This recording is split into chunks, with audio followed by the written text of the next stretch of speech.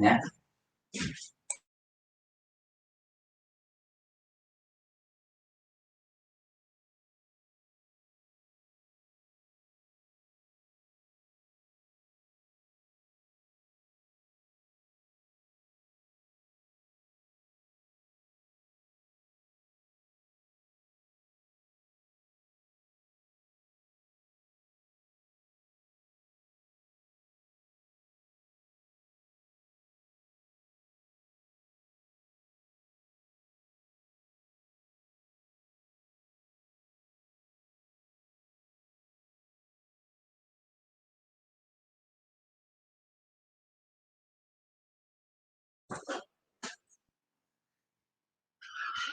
Hey guys, hi.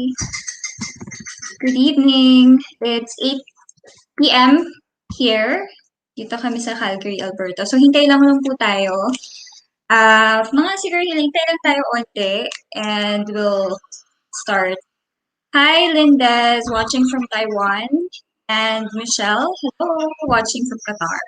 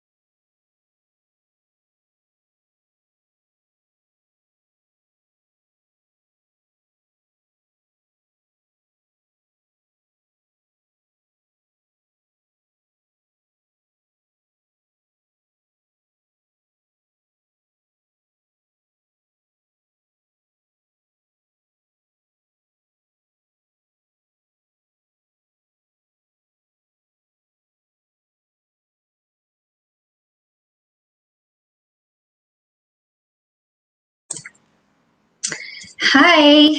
So, ayan. Ano lang to, medyo informal live lang to for questions and answers. So, if you have any questions pertaining, hindi ko alam kung saan ako titingin actually, kung dito or dun. Pero andun yung camera. So, anyway, if you guys have any questions, hindi ko alam kung Tagalog or English, pero Tagalog na lang tayo para I believe mas maraming Pinoy tayong kasama for tonight. So yun, if you have any questions pertaining to visa applications or work here in Canada, life here in Canada, study, schools here in Canada, so anything about that, you're free to please just ask me a question. And you can post a comment. Dito may naka-live chat ata tayo. So palagay na lang ng questions and we'll have them answered for you right away. So syempre sinama ko ang aking special guest, ang aking husband. He is on open work permit. So, kung meron kayong mga questions about him sa kanyang visa application, and siya rin actually yung nag-work full-time ever since na nakapunta siya dito as open work permit, siya yung merong capability to work over ano? 40 hours, yes, or more than. Yes, so walang restrictions ang open work permit. So if you have any questions about job hunting or how working here in Canada is, pwede natin siya tanungin. And also if you have any questions about driver's license, driving here in Canada, so yung mga knowledge test niyan, road test, anything about that, siya po makakasagot dahil hindi ako nagda-drive dito. And also while waiting for questions to come in, yun, usap-usap lang tayo. And I also take this chance to answer some of the questions and comments na nasa YouTube channel ko. Sorry kasi medyo hindi ako active in answering comments lately.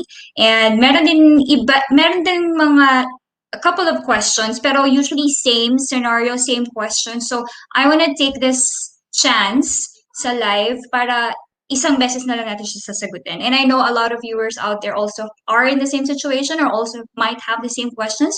So para at least they can also see my answers here. Hopefully, it's also going to help them.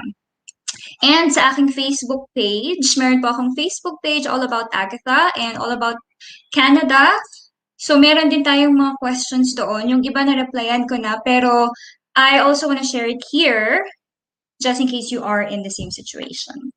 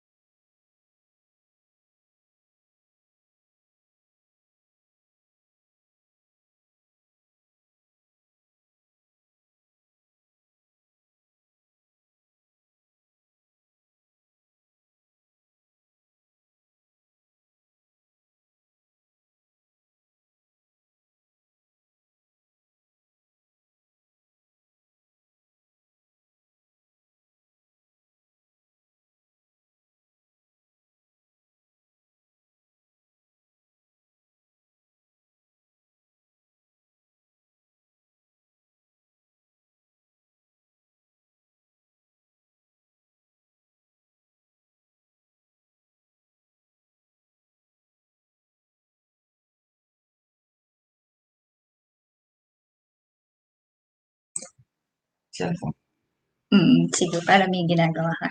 Hi, Maria! Hi from Pasig City. Hello po sa lahat ng nasa Philippines. Okay.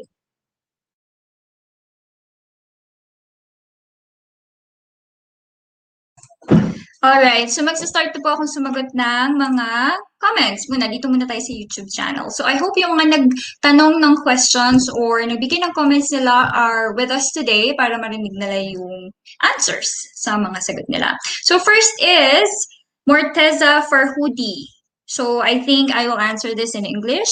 Hello, Agatha. Thank you for your helpful video. I have a question regarding resubmission. Should we use our current account or create a new one? Thank you. So Morteza, hi. If you're watching this, thank you for watching my videos and thank you for subscribing as well. So in terms of your question, you can use your current account. So it doesn't matter how many applications you submit.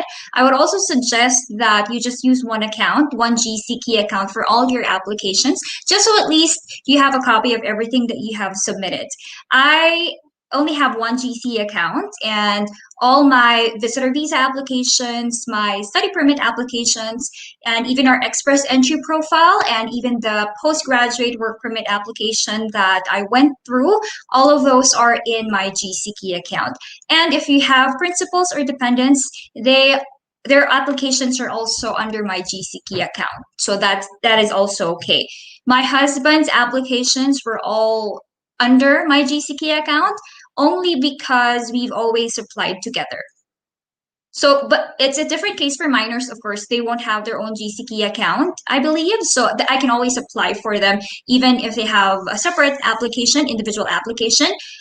They are under my GCKey account. But my husband has his own GCKey account because there was one instance that he reapplied for his open work permit, and that's by himself.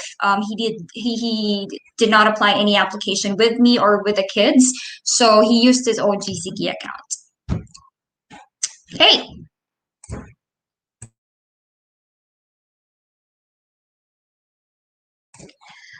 All right, Lindes. Paano po yung working visa po? Meron po bang hiring to Canada or may agency po?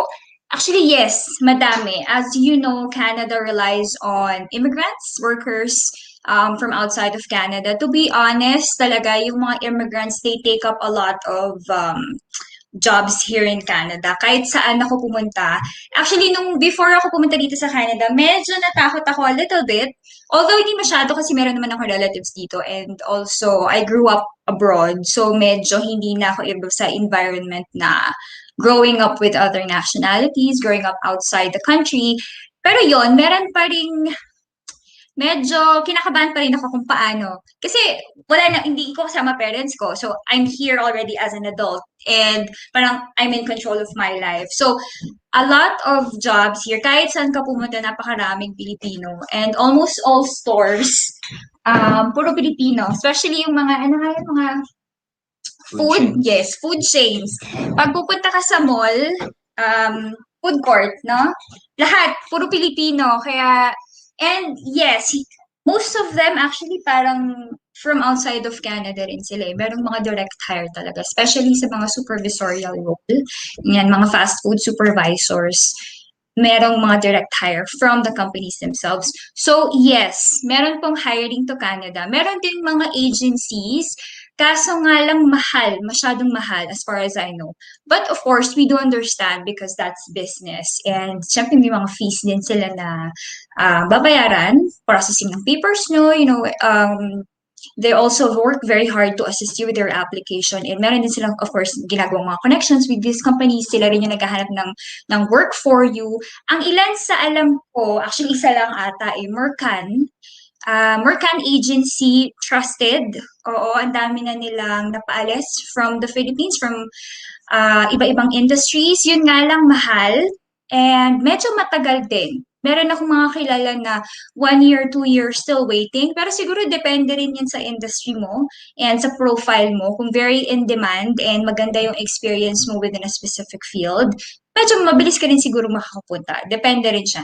But also, you have the option to apply DIY. So, hindi mo kailangan ng agency, although may advantages din na mag-agency ka, syempre makakatulong sila sa'yo, and processing sila na bahala maghanap ng trabaho for you, all the process, working visa, sila na magpa-file, meron kang sarili mong assistance, mahirap din kasi talaga mag-research in DIY. It takes up a lot of time and effort. At ang magulo rin talaga information migrating to somewhere else. Sobra. Kasi sa dami ng pathways or programs para makapunta ka dito sa Canada, nakakalito talaga. So, yun, pwede kayong mag-apply. Kung hindi naman kayo siguro nagmamadali to come to Canada, you can apply by yourself. Make sure lang na you fix your resume and your cover letter, which is very important. So, binala ko actually gumawa ng isa pang vlog. Hopefully, I can do that this week. How to apply for jobs here in Canada if you're from inside and outside Canada. So, you can apply po. Pwede kayo mag-apply online. Ang mga trusted websites are indeed.ca, indeed.ca. Tama ba spelling ko? Yes. Job Bank, pwede rin po kayong mag-apply sa Job Bank if you already have your Express Entry profile kasi kailangan ata ng Express Entry job ID number, parang ganun. Yes. So doon, and marami pang iba glassdoor.ca, ziprecruiter.ca, even LinkedIn po. Napakaraming, ngayon medyo, I work as a human resource and operations manager. So, ito usually yung mga ginagamit namin to source applicants, even for local hires or international hires. Make sure po na meron din kayo, take advantage of social media, an online sourcing. LinkedIn, napakarami. Connect yourselves with HR recruiters, coordinators, consultants, and mga managers for different companies. LinkedIn is a very, very powerful tool kasi sometimes meron doon, referral, make connections, ganyan. So, just make sure na yung ina-applyan nyo, is in line sa experience nyo. Very important na ang resume nyo is connected talaga. So, i-tailor fit nyo siya doon sa ina-applyan nyo. And cover letter is very important kasi yun yung makakapag entice sa employer to look into your actual resume. So, yes, medyo mahirap lang. Meron akong mga kilala na nakapunta dito sa Canada, pero it took them couple of months, years even, for an employer to actually respond to their application. Siyempre, napakaraming pinaprocess na applicants from inside Canada tapos outside Canada. So, wag masyado mag-expect na all employers are gonna respond to your application. But there's no harm in trying. Yes, meron po mga nag-hire. Even sa staffing company ko po, I work for a staffing and immigration company. Meron din kami. Medyo matumal lang po because of COVID, but meron kaming mga hina-hire from overseas. Yes. Okay, next is from Miss Chel. Sorry. Hi, Miss Agatha. I'm from Philippines. Hi! Plano ko po mag-aral sa state at may anak po akong 7 years old. Sabi nila kapag sinama ko po, full tuition din siya. Okay, this is, makarelate kami dito kasi we have 3 kids. Ilan taon na nga sila? 10? 10, 8, and Yung mga anak mo, 10, 8, 6. So, yung dalawa namin, nag-aaral na po sila, grade 5 and grade 2.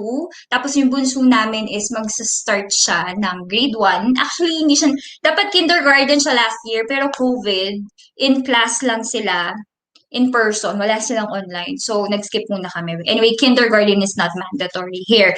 So, if you have a child, wala po kayong babayaran. You don't need to pay any tuition at all. Yes, it's not needed as long as dependent nyo sila. They should have a study permit. Actually, hindi naman study permit din ang kailangan eh. Basta ang rule dito is, ang parents ay may status, even if they have a work permit or a study permit, doesn't matter kung anong status ng bata. Yes, yun ang pinaka-ano nila. But, sa application po, from outside Canada kasi, ang inaano ng visa officers is, if they are 5 years old and above, ang i-apply po nyo ay study permit na. Yes. And below 5 years old, TRV muna po sila. So, visitor visa muna sila. Yes, but wala po kayong babayarang tuition. If i-apply nyo po siya ng SP, kailangan nyo lang, actually hindi naman siya mandatory na kumuha ng letter of acceptance from school. Parang it's nice to have lang kasi i-explain mo yung situation ng bata eh. Letter of explanation, lalo na study permit siya. So kailangan yung study plan niya is maayos din na meron na siyang school dito, meron nang nag-accept sa kanya, pero hindi siya talagang requirement.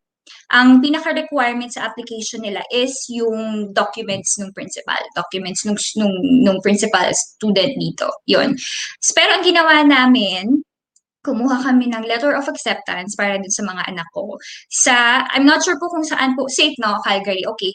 Ang ginawa po namin, kumuha kami ng letter of acceptance sa Calgary Board of Education. So, meron po sila, email lang po kayo sa kanila. They are very responsive. We got our letter of acceptance for the kids in just a couple of days. Ito lang yung nagsistate na Calgary Board of Education is accepting them as schools, as students here in Calgary na may place sila, kumbaga, na kaya silang ano ba yung tawag doon, i-take in ng school once they are already here. And naka-state din doon na yun nga, dependent sila ng international student who's studying here. Their names are listed there, ganyan. Na parang once they are here, tsaka na ipoprocess yung admission nila. So yun lang, sinama namin yung letter from the school. Meron lang mga hihingiin yung CBE to prove na student yung parents dito. So I gave them a copy of my LOA, study permit, yung visa na naka-attach sa passport ko, and they also required proof of payment yung tuition ko sa school. Yes. So alam nila na enrolled na talaga yung yun lang. Pero wala pong bayad. In my experience, tuition nila is talagang free. Ang may binayaran lang kami is for the noon supervision fee. Kasi yung mga bata dito, they have a lunch period. And then pag lunch sila, nasa labas sila, ganyan, walang klase. So merong kailangang bayaran para lang sa, oo, 150 ba? Oo, parang 100 to 150 per child for 1 year na yon. Noon supervision fee. And that's optional. Nasa sa inyo po kung gusto nyo pabantayan yung mga anak nyo during their recess period, yon lunch. Kasi lumalabas sila during that period. May playground sa lahat ng school. So yun lang ibabayaran nyo. Bus, um, transportation fee, kung medyo malayo sila sa bahay. Although kasi ang mga schools dito may designated schools sila eh. So kung ano yung address nyo, merong designated schools, doon mo sila ipapasok. Yes. O kung ano yung pinakamalapit. Pero meron silang specifications, let's say, specific meters. Kung medyo malayo ka sa school, qualified ka if you want to get a school bus for them. So yun, may extra bayad din yung ganun. Yun. Yun lang. I hope it helps po. Okay. Yaman ni ate. See? Oo. Mahal ng sita. Actually, yan ang medyo first choice ko. Kaso mas mahal siya ng 2,000 or 3,000 per year ata. Pero yes, ang ganda niya. University siya. Para siyang UST sa Philippines. Yun. Eunice Aicha, hi! Hi, Agatha. I am about to apply for the Bow Valley College, but the program I want to apply for is waitlist for 2022 winter intake. What should I do? Take the risk and apply or wait until the fall 2022? Hi, Eunice. So, if you are waitlisted, you can still take the chance. But my question is, have you asked them what your position is in the wait list? Because sometimes you can ask them and you can figure it out. Let's say you are number 30 in the wait list line. So if that's the case, then it's a little bit of 50-50 chance. But for example, if you are top 10 of the wait list line, then you have a great chance. But keep in mind, because of the pandemic right now, situations have changed. A lot of students are deferring their intakes. And also, there are cases that students would get rejected for their visa applications or their visa applications are not approved in time. So there's a chance that those students will defer to the next intake. So that will push your slot a little bit forward. And I think I spoke to someone who just messaged me asking if this is their acceptance letter because last February they were still waitlisted. They were quite in 20s position, I think. And just last week she already received the access for Bow Valley College. So that's like your online account. And when you receive that online account access, that means you are already enrolled in the program or you are already accepted in the program. So yes, you can take that chance. And you can figure it out probably a month or two before November or December. You can decide if you're going to withdraw or defer that intake because they do have special considerations right now if COVID has impacted it or anything like that. And if you defer your intake, then the tuition, I think you can defer that as well. Yes. But although I think you have to apply for another, you have to pay for another application fee if it's for a different one. But I know circumstances have changed and they're more lenient these trying times, you know. Okay. But 2022 winter intake. January, that's January, right? January of 2022.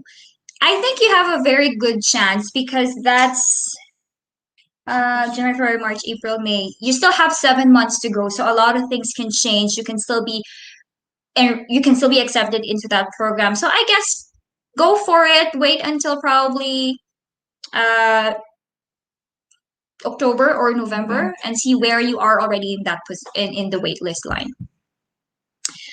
Hi, Salveski Lumen. Hi. Hello, watching from Calgary. Did you hire an agency or DIY for your application?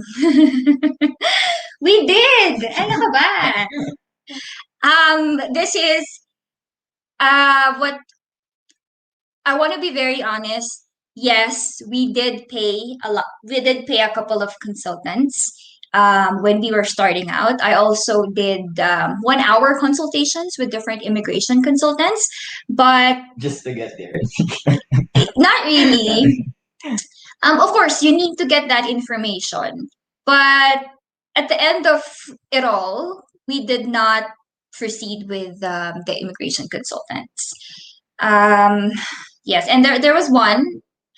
We hired one, but his application was refused. Yes, his application was refused. So for the approvals of us all, it was DIY. Yes, it takes up a lot of time and effort, but I think I would prefer doing it by myself just because I want to make sure that everything is complete, everything is on point, and you know, if it gets refused, I don't have somebody else to blame. I only have myself to blame. And I have two friends who I've just spoken to recently that their applications were refused because the agent committed a mistake in the application.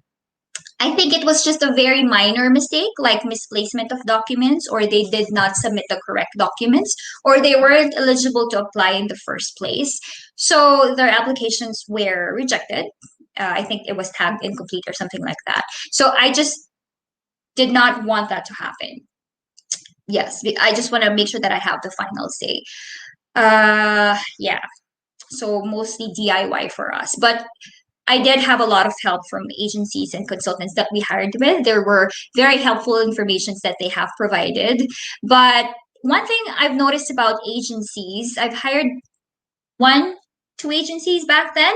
They were making me prepare for more documents than what is essentially required. For example, for proof of funds, you would only require X amount of money as proof of funds or show money, but with agencies, they would tell you that you are required to present times two amounts of this. But I do get their point because, of course, they want to make sure that you have the enough proof of funds, and even more than that, because there are other extra expenses that they want to make sure that these officers see that you've covered them. So it depends on the agencies. There are some agencies that have been really helpful, but of course, even if you hire an agency, please make sure that you do your due diligence as well in checking the application. And checking if the information is correct. Yes, so it's got to be a partnership. It doesn't mean that if you hire an agency, you let them process everything by themselves. You make sure that you're also well informed and part of the processing. Okay, second question from Eunice. Hi, I have a master's degree and I want to apply for interior decorating diploma. Is there any risk for study visa because of level degradation? Yes, there is a risk, definitely, because you have to prove the reason that there's something for you after you finish your program. I remember those days. Why? Bakit? Ano? Yung nasa Pinas pa tayo, no? You have to make a letter, right? Yeah. You have Sobrang, ano no, grabe, puyat, lahat. Parang yung buong buhay ko na nandoon na this sa ano. course, Why? year? Yes. So yes, there is a risk. Doesn't matter if it's an upgrade or a downgrade. And you're not gonna be automatically rejected or refused if it's a downgrade of your program. You just have to make sure, you have to make them understand what's in it for you after. My course isn't really an upgrade of what I've had before. I took up nursing back then, but I did apply for business administration because I have management experience. So what I did was I focused on what that specific program can offer me. Let's say having this program, having this course, even if it's not, a master's degree, even if it's an undergraduate program, let's say you are going to have that edge than the other employees or applicants in the Philippines because you have a world-class education, something like that. And of course, I did also mention that after studies, I will be working here in Canada. So I actually took that into consideration. I told them that because I'll be given a postgraduate work permit after, it's going to give me a chance to be able to work here and to integrate here multiculturally. And that will give me an edge over the other applicants back home if I'm going to apply for a position.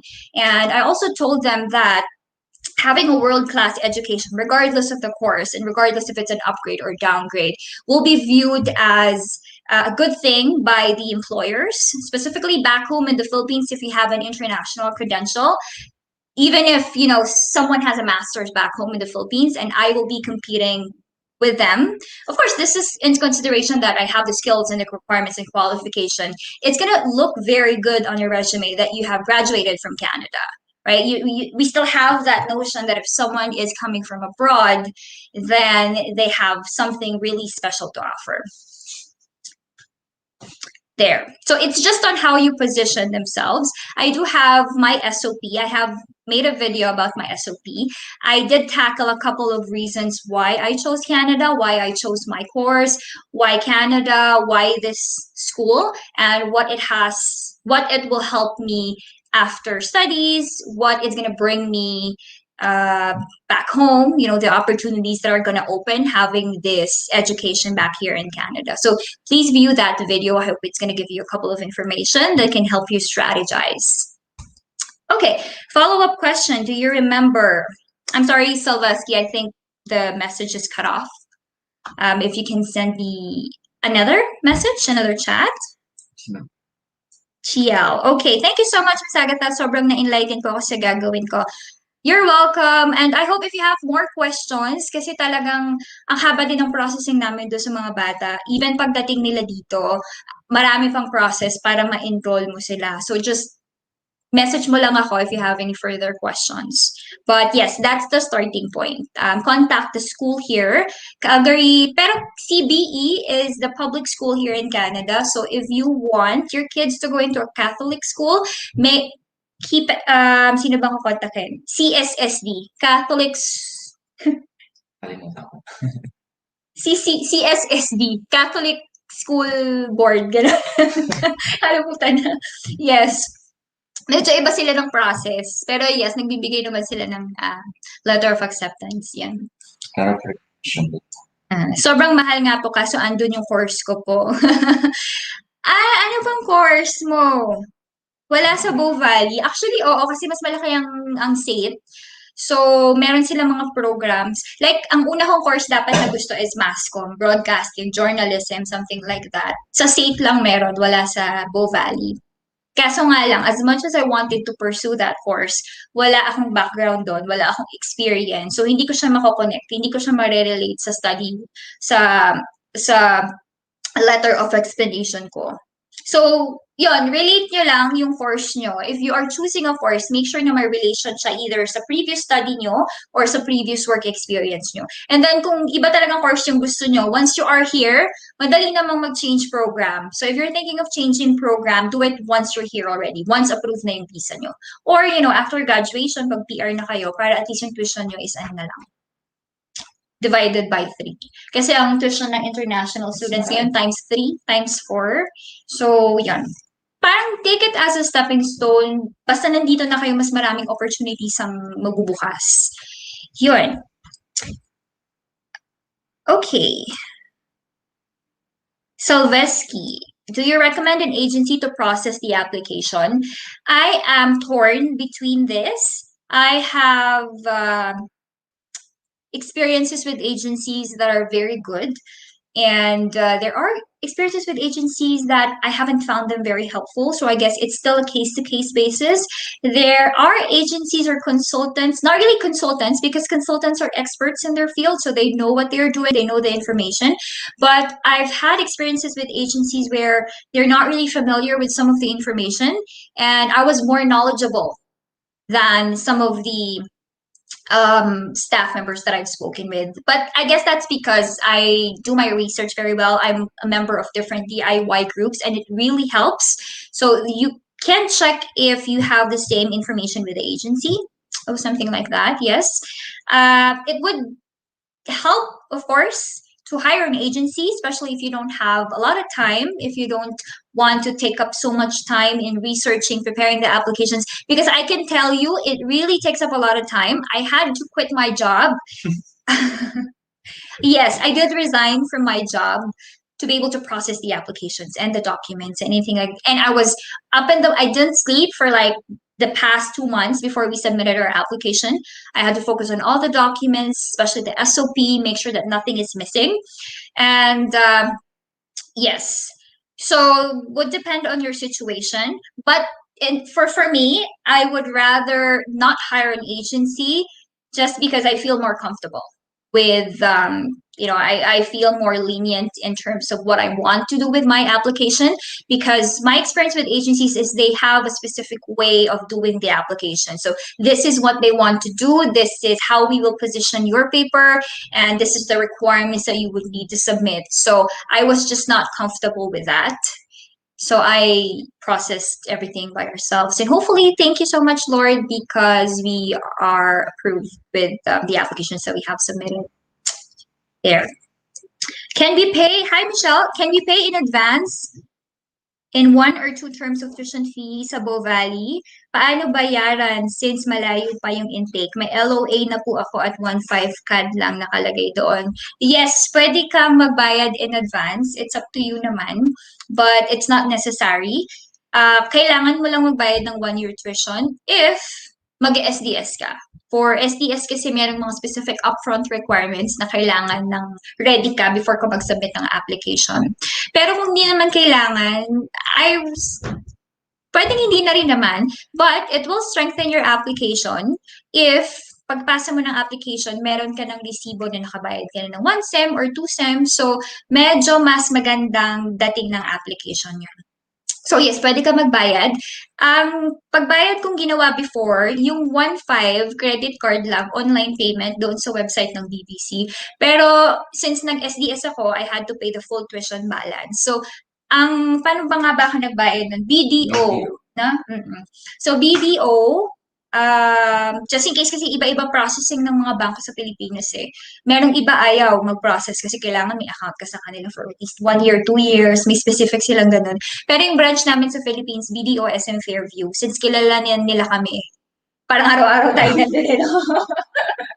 Araw-araw, hihingi kami ng bank cert, hihingi kami ng bank statement, mag-withdraw, mag-deposit ng pera. So, na lang balikan. Oo. Kasi before kami nag-Canadian visa, nag-apply din kami Japan visa kasi nga in preparation na may travel history, meron ng approval from other countries.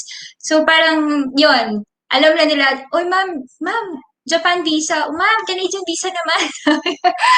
So yun, wire transfer po via BDO kasi medyo malaking amount. meron ka lang fill upan na form.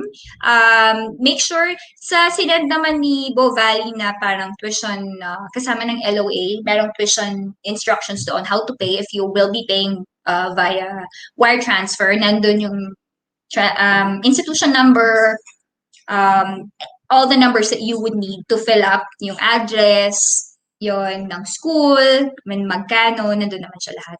So yes, pwede ka mag-pay in advance if you want to strengthen your application, then refund mo na lang din. Actually, nag-refund ako noon kasi nga, nagbayad ako ng 1 year, di ba? Tapos medyo sinort kami ng budget nung mga second sem ko. Kasi uwi ng Pilipinas noon dahil homesick ako. So medyo na-short kami ng budget. Yung GIC ko is every month bibigay. Hindi siya pwedeng i-withdraw ang GIC. Talagang very strict sila na for the duration of 12 months, every month magbibigay lang sila ng ng magkano lang yan, ganyan, yes. So ginawa ko, ni-refund ko yung kay Bo Valley. But yes, kay Bo Valley, madali sila, yes. If you paid something in advance, then you can refund that. Okay. Sagot mo na ba to? Isa pa lang. Next. Okay, from Maria Jennifer Falcon. Hi! Hi, ma'am. Kung nagbigay kayo ng copy ng study permit sa Calgary Board of Education, it means po ba na nauna yung application nyo ng study permit kasi sa family mo? Yes po. Sad story siya actually. Nag-apply kami as a family of 5. So ako, siya under work permit, and then yung 2 kids ko under study permit, and then yung bunso is TRV. Ako lang po yung approve. Yes, ako lang yung na-approve. Refused po silang 4. So, nauna ako. So, nagkaroon na ako ng study permit. Ay, actually, hindi. Study permit. Wait lang. Oo, nagbigay na ako ng study permit kasi nauna na ako pumunta dito sa Canada po. Yes. Kasama yung bunso ko. So, yung bunso ko naman, TRV ang in-apply namin. So, visit visa. Awa na yung Diyos, na-approve naman siya kasi kung hindi siya na-approve, hindi po talaga ako tutuloy. Kasi kawawa naman, 3 years old, hindi ko po talaga, kaya ko iwan yung asawa ko, pero yung bunso ko hindi. So, imbis na siya yung i-apply ko after, yung bunso ko yung in-apply ko, bahala na kahit, mahirapan kami. So, yes, nauna po ako, January 2019, ako and kasama ko na yung bunso ko. So, inakuha ko na po yung copy ng study permit nila. Yun. Tama ba yung sagot sa kanya? Oo. Application.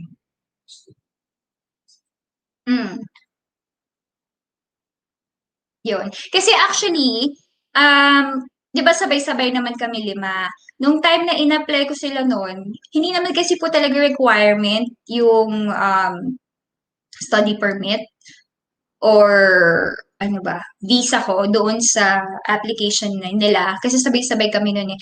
Ang documents lang nung sabay-sabay kami, so wala silang LOA noon kasi hindi naman kailangan. Hindi pa rin ako nakakuha sa Calgary Board of Education.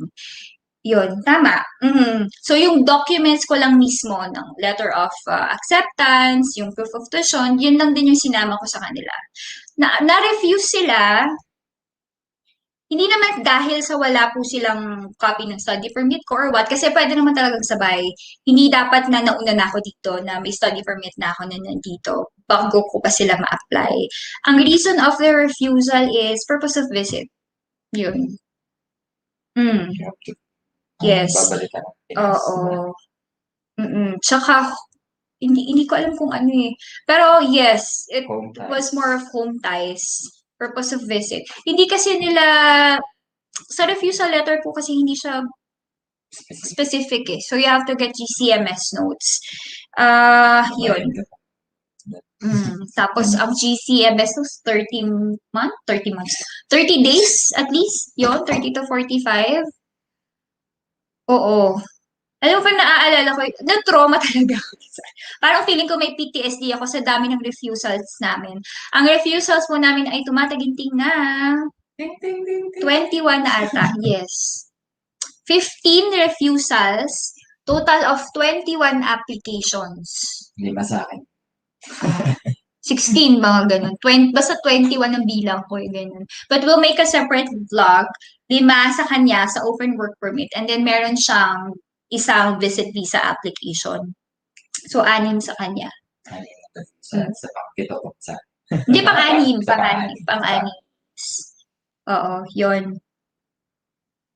So, yung sa unang application ng mga bata, kasi magkakasabay kami, wala pa po yung study permit ko doon. Yung documents ko pa lang ng school na approve, admitted ako, ganyan, proof of tuition receipts, ganyan. Pero nung succeeding na, kasi na-refuse sila, so nung next na apply ko sa kanila, nakakuha na ako ng letter from CBE noon. And then yun na. Pero wala namang difference. Na-refuse pa rin siya ng second try. Na-refuse pa rin po yung anak ko nung second time na in-apply ko siya for study permit. So, regardless if meron kang letter of acceptance from school here in Canada, CBE for the minor kids, or wala, doesn't make a difference. Na-refuse na rin kami sa home ties doon, yes. So, ang hirap i-prove eh. Hindi Kasi, mapatunayan na babalik. kasi nag-apply na kami 5 as a family eh. Tapos, biglang isa-isa, ganun. Parang, meron pa rin sila sigurong connotation na, oo, na alam nila yung ginagawa mo na parang susunod, pa isa-isa kami, ganun. So, pero, na-overcome rin naman namin, you know, you just have to make sure na ma-explain and it makes sense and okay yung plano nyo talaga once here. And what's important talaga is, ma-explain mo na babalik ka sa Pinas. And you have to provide like situations kung paano mo prove na babalik ka nga sa Pinas after studies yun.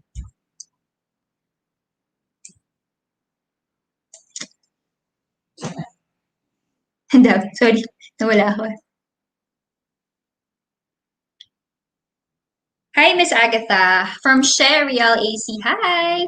Hi, Miss Agatha. Ask ko lang po if sapat na po ba na POF ang 10K na GIC at paid 1-year tuition fee. Yan lang kasi available funds ko. Isa ka lang. Yes. Siya, are you applying for... Actually, sapat na siya. If you, Mag-isa lang regardless if you're applying for... Oo, if mag-isa ka lang po ha, 10K ang required na proof of funds or show money. So, okay ka na doon. Pero, 10K ay, kunyari 10K lang wala kang GIC for example, no? And sorry, if hindi mo bayad yung 1-year tuition fee mo, yung GIC mo, okay naman na siya. Pero I would suggest, kahit pa paano merong mga additional, siguro 1K, ganun, 1.5. Kasi, etong 10K na to, cost of living mo siya for 1 year. So, siguro isipin ng visa officer, paano naman yung expenses mo coming to Canada? Like, yung airfare, yon. Siguro yun lang naman ang malaking titingnan nilang factor eh. So, kahit mga siguro 11K, ganyan. For regular stream, yon for POF mo na 10K GIC. Siguro kung magpasa ka pa rin ng bank statement showing if may extra ka pang $1,000 or $2,000, mas okay siya. Yes, but that's enough na yan. Pero, alam mo na, ang hirap pa rin kasi sa application namin, Diyos ko, ilang million na ba ang POF namin? Nagbenta na kami ng bahay, ng lahat, ng lupa, ng ano. So, kasi nga, 5 kami in the family. So, magkano ang proof of funds natin? 2 million or 3 million, ganyan. So, hindi talaga siya dahil lang sa pera eh. Yun. Never naman po kami na-refuse sa financial status. So, kahit magkano pa yung pera mo dyan, hindi ganun siya.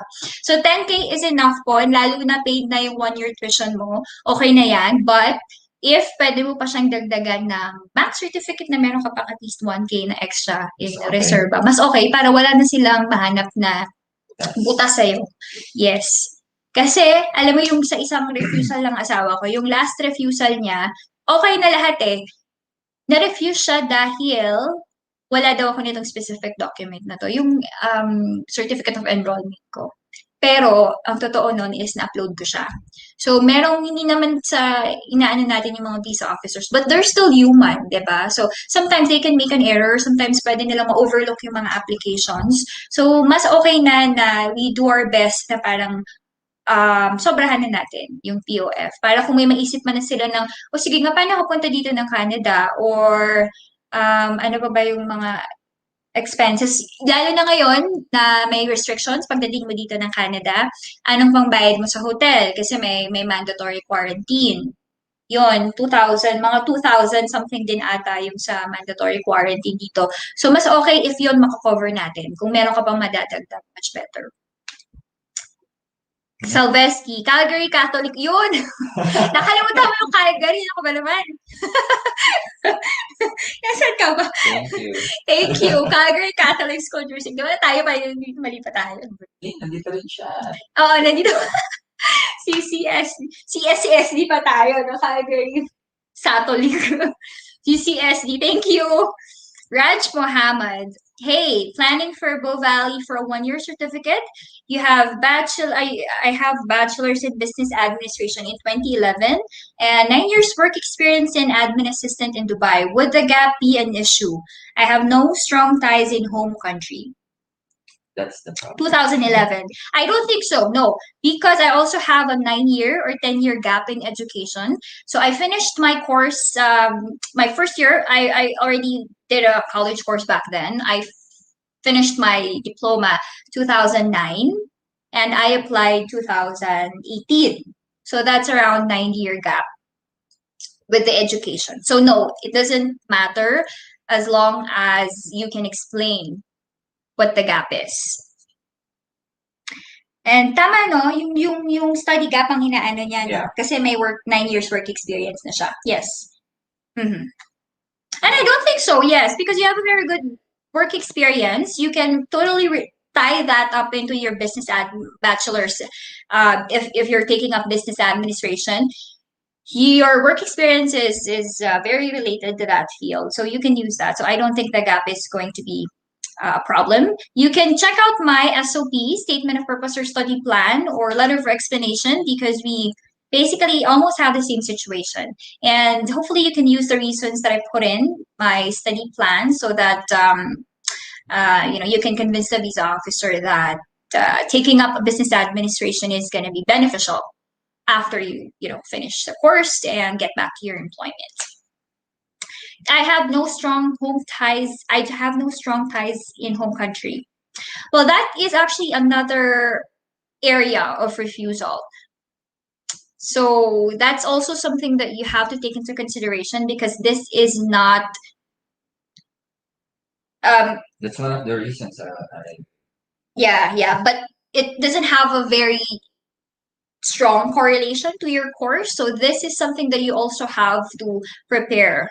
Because like both of us, we did not have strong ties back home. So this is something that you have to prepare as early as now. It can be strong ties properties back home if you can obtain, let's say, house, a car. Some people, yes, lot. If you can start a little bit of business back home, and then you can have tax papers or anything like that. No strong ties in home country. Family members, you know what? We did not really have very strong relative ties back home, but of course you can emphasize. Even his home ties were extended relatives. So you just have to position it very carefully. You have to emphasize your relationship with even the extended relative.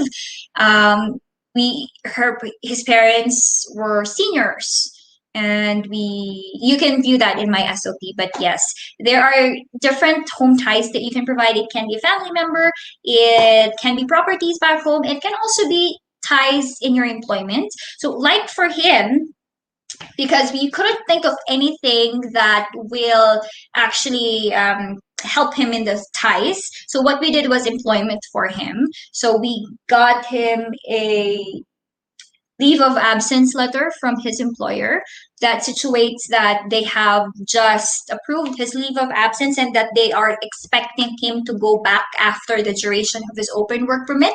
And that there is a conversation between them that once he comes back from Canada, he's still going to have his work, and that there is a chance that he will be promoted because of his work experience here in Canada.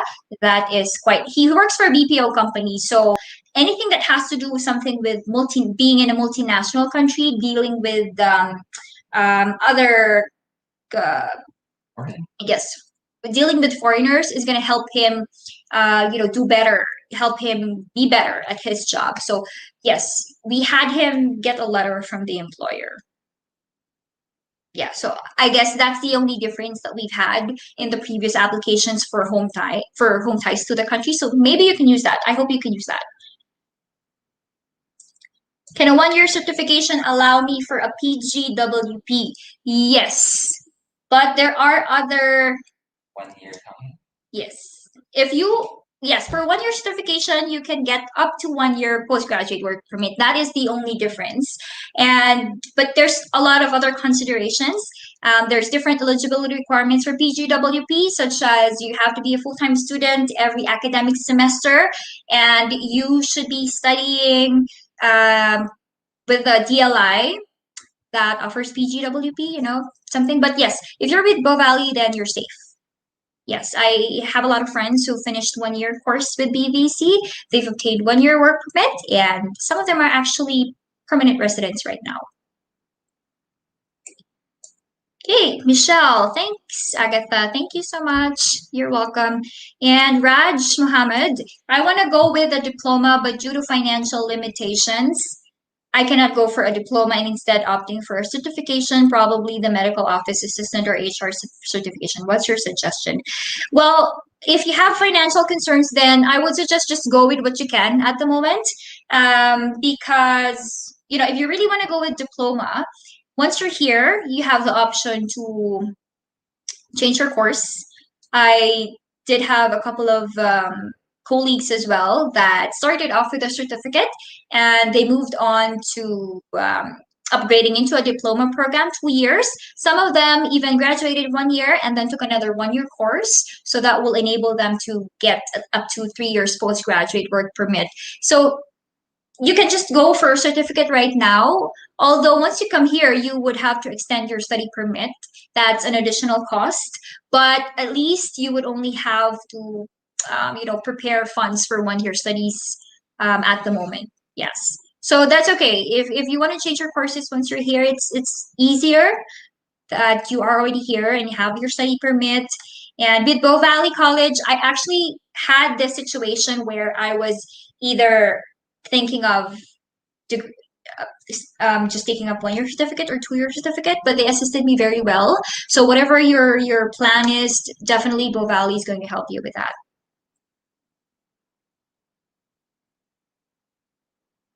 Diploma. And if you are actually thinking about work opportunities, probably certificate versus diploma, I don't actually see a lot of considerations to that. Because if you have the experience, you can nail the interview and you finish the course here. It doesn't matter which school or what certificate that is. That's one thing that's good here in Canada. So yeah, regardless, both are okay. Yeah, both are recommended and suggested.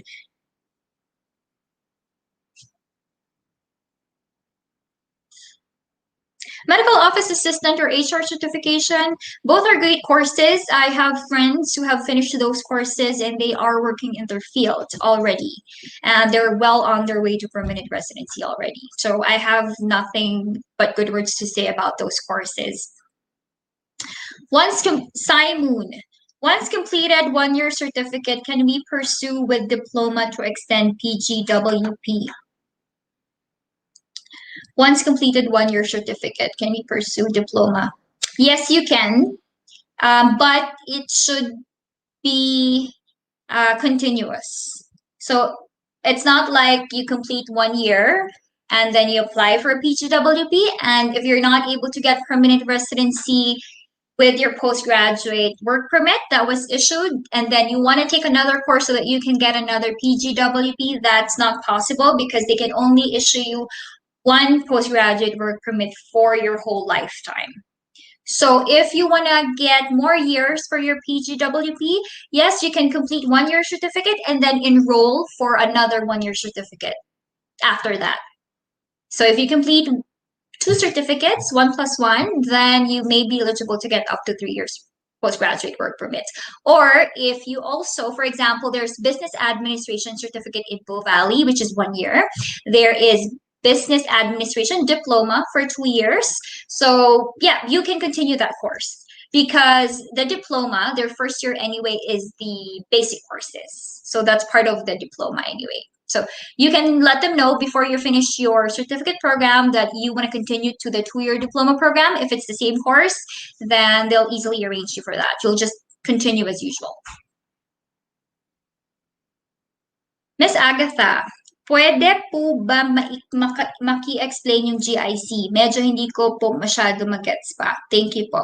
Okay, GIC stands for Guaranteed Investment Certificate. So ito po yung parang magde-deposit ka na in advance dito sa bangko dito sa Canada. So as far as I know, merong Scotiabank and merong CIBC. So dito ano ka na, para ka mag-i-invest ng pera and then yung pera mo nag-grow. So yung 10,000 ko, nag-grow naman siya ng $10 for 12 months. Pinambil ko ng ice cream. Yan. But yun, advance. Ipapasok mo siya dito sa Scotiabank and then they will keep it for a minimum of 12 months.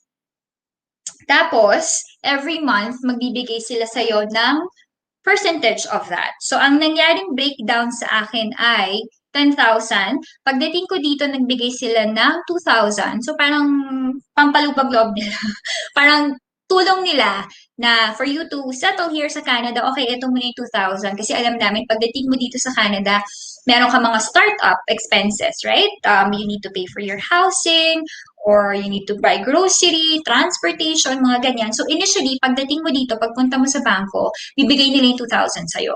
And then 10,000, i-divide nila yan for the next remaining months. So ang nakuha ko nun parang 630, parang mga ganon, 630 for the succeeding month. So, every specific time yun, parang every 5th ako of the month.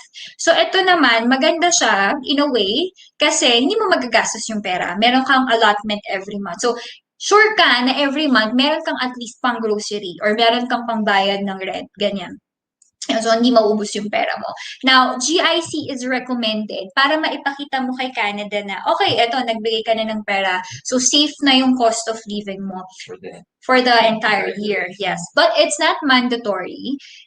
Good to have it. It's gonna strengthen your application. It's a requirement for SDS. So, if you're going for study direct stream, it's a requirement. Pero kung regular naman, pwede ka kumuha ng GIC, pwedeng hindi.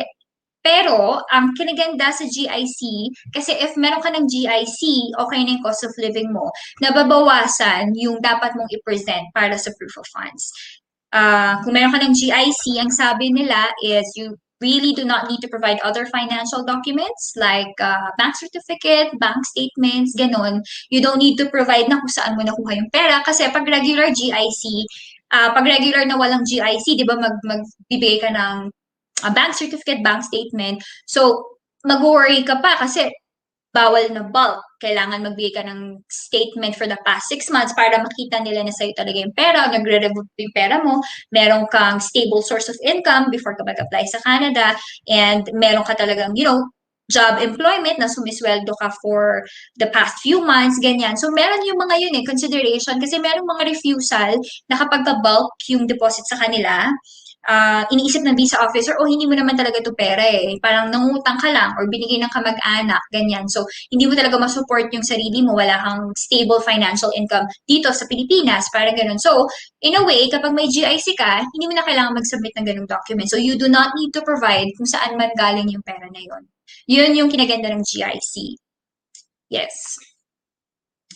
Okay. Raj, I hope nasagot ko po, Ms. Chell. If you have any more questions about GIC, just let me know. Raj Mohammed, and by the way, congrats for the Venture Quest at Bow Valley. Thank you. Thank you for, so I won pure luck. I don't believe in pure luck, but 6 months ko, 6 months ba yun? Yes, but thank you so much. I won the grand prize for the Venture Quest competition for this year. So it was like a business idea competition. We started, I think, September of last year. Every week we had a meeting. So I am finally, I was very happy that finally from September up to April that we've finished it. Because it really took a lot of time to do that, to research on that. But at the same time, it's just a bonus of me winning the grand prize. And because I believe the learnings that I got from the entrepreneurs, I believe, yes, practice tayo. I believe, thank you. Yes, but win or lose, what matters is that I was able to meet a lot of entrepreneurs and I was able to have workshops, and it's good knowing that your idea means something to a lot of people. There were investors in the pitch competition. Yeah. But of course I'm very happy to have won the grand prize winner place grand prize. Yeah. Thank you. Yeah. And they said, may cash prize ba ako dyan? Meron namang cash prize. Uy, pero ano ba yun? Up to 20,000 yung price. Pero hindi po yun cash lahat. So, parang 7,000 yung nakalagay sa akin. Pero 1,000 lang po yung cash ko doon.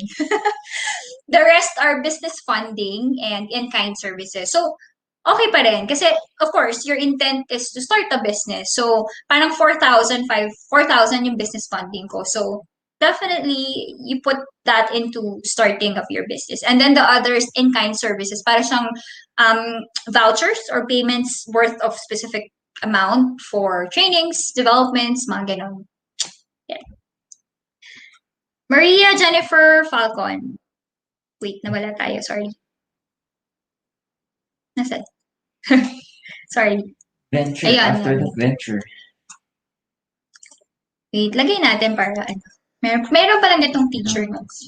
Follow-up question. Ilang months yun interval before nag-apply yung family?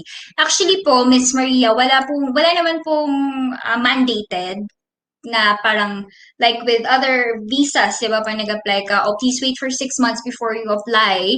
Dito naman sa Canadian visa, wala pong specific apply. Yes, as long as you can apply and as long as there's a specific change. Kunyari, ang refusal sa'yo is finances, kulang ka sa pera. Mm-hmm. As long as na-fulfill mo na or nasagot mo na yung refusal or nasagot mo na kung ano man yung reason of bakit denied yung application or kung ano yung concerns ng visa officer. For example, nakakuha po kayo ng GCMS and doon mo makikita yung specific reason why they denied you. Because sometimes, from experience po yung specific notes ng visa officer sa GCMS, hindi siya nagtutugma doon sa refusal na yung general refusal paper. So, it's best to still get a GCMS para the time na you reapply, talagang sakto yung pinupunto nyo doon sa reapplication.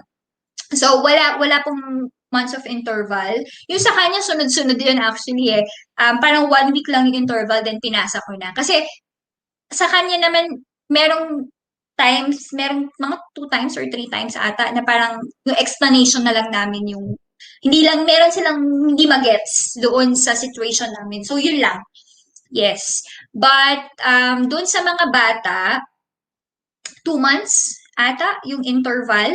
Oo, kasi kumuha rin ako ng updated bank statement, tapos kumuha rin ako ng panibagong letter of acceptance sa kanila, ganun. Pero entirely sa amin yun, sa condition namin yun. Kasi nabisi rin ako sa school noon, tapos umuwi rin ako Pilipinas, so kasama ko naman sila. So hindi ako nagmamadali during that time na ma-reapply. Kasi ang haba ng bakasyon, nandun ako buong summer. So yun. Mm-hmm. Doesn't matter as long as po, for example, ano ba, home ties, yan. Merong specific time na inabot kami ng 3 months kasi ang ginawa namin is nagpa-transfer kami ng kotse naman, sa amin naman talaga yung kotse, pero hindi nakapangalan sa akin. Yes. So, parang hindi naman kasi namin wala naman sa amin kung kanino nakapangalan yung kotse, for example, kasi lahat naman rin kami gumagamit or kami naman, nasa amin naman yung kotse, so regardless kung sino yung ganun. So, yung time na yon inabot ng 3 months kasi nagpa-transfer of ownership kami ng kotse, even yung bahay, ganun. So, yun lang. Meron kaming specific situations kasi na may inaayos na documents. And then, for example, unemployment situation, yan. So, na-refuse po kayo dahil unemployed. Meron pong ganun eh. Meron namang iba na na-justify naman nila bakit unemployed ka nung nag-apply. Like me, I applied for my study permit mga ilang months, 6 months na ata akong unemployed noon. Pero naano ko naman siya kasi nag-prepare ako for this and that, you know. And sa kanya naman, meron siyang isang time, unemployed kasi siya noon. So, we had to wait for him to get employed and then makakuha ng pay stubs and makakuha ng COE. So, parang 2 months lang din naman yun. And then, sinabit na namin. Okay na. Yan. Wala naman silang, doesn't matter kung kakastart mo lang sa trabaho or what, as long as employed ka during that time. pasok naman sa kanila. Kat Joaquin, do you mind giving us tips as SP pag meron kasamang bata? I recently lodged my 4 years old. Salamat ng marami. Your contents are very helpful. Pakuha ng charger. Okay. Miss Kat, anong nanginginig yung tingin? Miss Kat, ano pong klaseng tips po sa pag-apply or once you're here na po sa Canada with SP, with bata? Study permit. Do you mind giving us tips? Recently lodged. Kayo lang po, wala kayong kasamang OWP. Actually, same situation tayo kung ganyan nga na nauna ko with my 3.5-year-old child. Meron po ba kayong kamag-anak dito? Kasi ang auntie ko and yung family niya nandito. So, medyo hindi kami nahirapan during the first few months ng pag-adjust kasi meron kaming kakilala niya dito. So, depende sila na rin yung nag-refer sa amin sa daycare, kaya kami nakakuha ng daycare, accommodation, transportation, syempre sila na yung nag-assist, paano pumunta ng Bow Valley, ganyan, couple of tips as well din, to get couple of documents, ano yung mga kailangan makuha mo bago ka dumating dito sa Canada. So, hindi kami masyadong nahirapan pagdating dito. So, you just have to make sure, siguro po, before you coming here, tama yung ginagawa ninyo, you are connecting with people already. Para pagdating mo dito is, meron ka na matatanungan kung ano yung mga kailangan po. Siguro ang mahirap lang, if kasama niyo yung 4-year-old nyo, magiging problema lang, or hindi naman problema, situation lang is mahirap is yung daycare. Lalo na sa ngayon, COVID situation, meron po mga day homes, mga Pinoy na kakilala ko, yung old day home is nagsara dahil sila nag-accept nga because of the risk of COVID yun. Restrictions. And restrictions din po. So, yun lang siguro mahirapan po kayo, but you can choose your own courses naman. Hindi ko pa alam kung saan kayong school ha, pero sa school kasi namin sa Bow Valley, we have the option to choose our courses and yung schedule namin. So, ang kinuha kong schedule nun is tuloy-tuloy ako 9 to 5, Mondays and Wednesdays lang. So, free ako ng Tuesdays and the other days. So, medyo doon maayos. So, just make sure po na ang schedule nyo is as minimal as you can sa school para other days is, yun. Wala namang pero day home, daycare, okay naman po dito. Day home, daycare naman sila from morning up to night, full time. Night, hindi naman, mga 6 p.m., ganun po. Part-time, meron din silang part-time, pero bahal lang po talaga, so kailangan may budget kayo for daycare. Yung full-time nila na daycare noon is parang 1,213 per month. So, Day home. daycare. Daycare, oo. Day home. So, day home, mas mura. Meron kaming nahanap ng day home na 800 until we found someone na Pinoy din na napakabait. And doon din kami nakatira sa kanila. Discounted yung day home namin. So, parang 500. Yan. Yun lang naman po yung mahirap doon. The other things, okay naman siya. Yes, you definitely for sure pag nandito na kayo, kakayanin naman siya. Wala kayong choice. Actually, ganun, parang you don't know how strong you are until you're left with no choice. Parang tsaka mo lang malalaman na kaya mo pala. Kasi we took the chance lang din, we took the risk na bala na, sige na, punta na tayo. Maria Jennifer, what is the best home ties to present? House and lot. Siyempre, yun po ang pinaka, napakalaking home ties niya. Kasi pag meron kayong property sa Pilipinas, alam nilang babalik kayo. So, house and lot. Kotse, business din po, yes. Meron akong maliit na online business dati, paraket-raket, sideline income. So, present ko rin po yun as home ties. And medyo related din siya sa course ko business administration. So sabi ko, kaya rin ako magtitik ng business administration kasi I've always had the idea of entrepreneurship. Yun, pinakita ko rin yung history ang dami ko rin sideline before na online income, mga ganyan, businesses. So parang nagtugma rin naman na pagbalik ko, etong mga businesses ko is itutuloy ko. Makakatulong talaga yung course ko. Kotse, yan. Yung mga madali pong ma-transfer or madaling ma-acquire.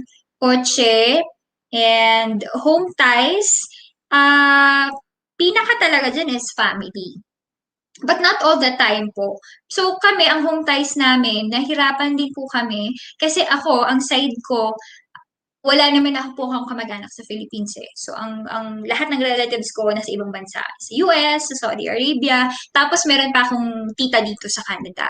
So, siguro, kaya na lang din ako na-approve is nireject sila. So, alam nilang may iwan sa Pilipinas na babalikan ko talaga. So, yun yung naging home ties. Home ties sa akin, feeling ko po. Kami. Yes, sila. Yun. So, in-strategize namin yun naalala ko pa rin, natutrauma ko pa naalala ko yung grabe, no? Sobrang devastating, nakailang refusals tayo. Yun. Tik na nga sumuko. Actually, last na eh. Sabi ko, dun sa application, Johan, na last na talaga to. Pag hindi ka pa na-approve, parang not meant to be. Pero, yun, na-approve naman siya nung last time. Parang tinest lang tayo. What is the best home ties to present? So yun, any relative naman po, sa kanya ang ginawa niya, more focused on parents na senior citizens na bunso. Parang ang pinosisyon namin is bunso siya. So definitely, alam mo na, he was showered with love his whole life, which is true. So, it's his time to give back, ganyan, na tatapusin lang yung 2 years, and then after 2 years, with his experience, tataas naman yung posisyon niya, ganyan. So, it's time to give back to the parents, siya mag-aalaga. And kasi talagang close yung relatives niya, for example, yung relatives niya yung nag-alaga sa mga anak namin, ganyan. And nag-provide din po kami ng pictures. May photo album kami sa Pati application. na aso kasama. Pati aso namin sa Pilipinas sinama namin. Uy, meron po ako nakitang ganun na approve siya. Ang talagang home ties lang niya is aso niya po sa Pilipinas. Single kasi siya eh. And then wala rin relatives sa Pilipinas. Yung aso po, nag-add din siya ng picture. Ayun. So, ang ginamit namin home ties sa kanya is relatives niya. And then, meron po kaming inad na pictures. So, couple of pictures, family pictures, reunion pictures. Tapos, yon each occasion, inano namin na very close talaga sila every occasion, which is true naman. May ganun, Gathering. may gatherings, yon malaki silang clan, very close clan. Parang, ano pa ba home ties natin? Yun. Family and properties. Yun lang. And then yung employment nga po niya, yun. Yun. I think napakalaking tulong ng employment niya if you have a letter from the employer na leave of absence bali ang binigay sa kanya. Hindi siya yung rehire letter. Kasi meron din pong iba kumukuha ng rehire letter na, okay, wala na sign ka, but pagbalik mo dito, we will hire you again. Medyo risky lang yon kasi they can change their mind naman, resign ka na eh. So, it's up to them if tatanggapin ka or not. So, ang ginawa namin, instead of that, leave of absence na lang siya. So, technically, parang connected pa rin siya with the employer. And pagbalik niya, andun pa rin yung position niya.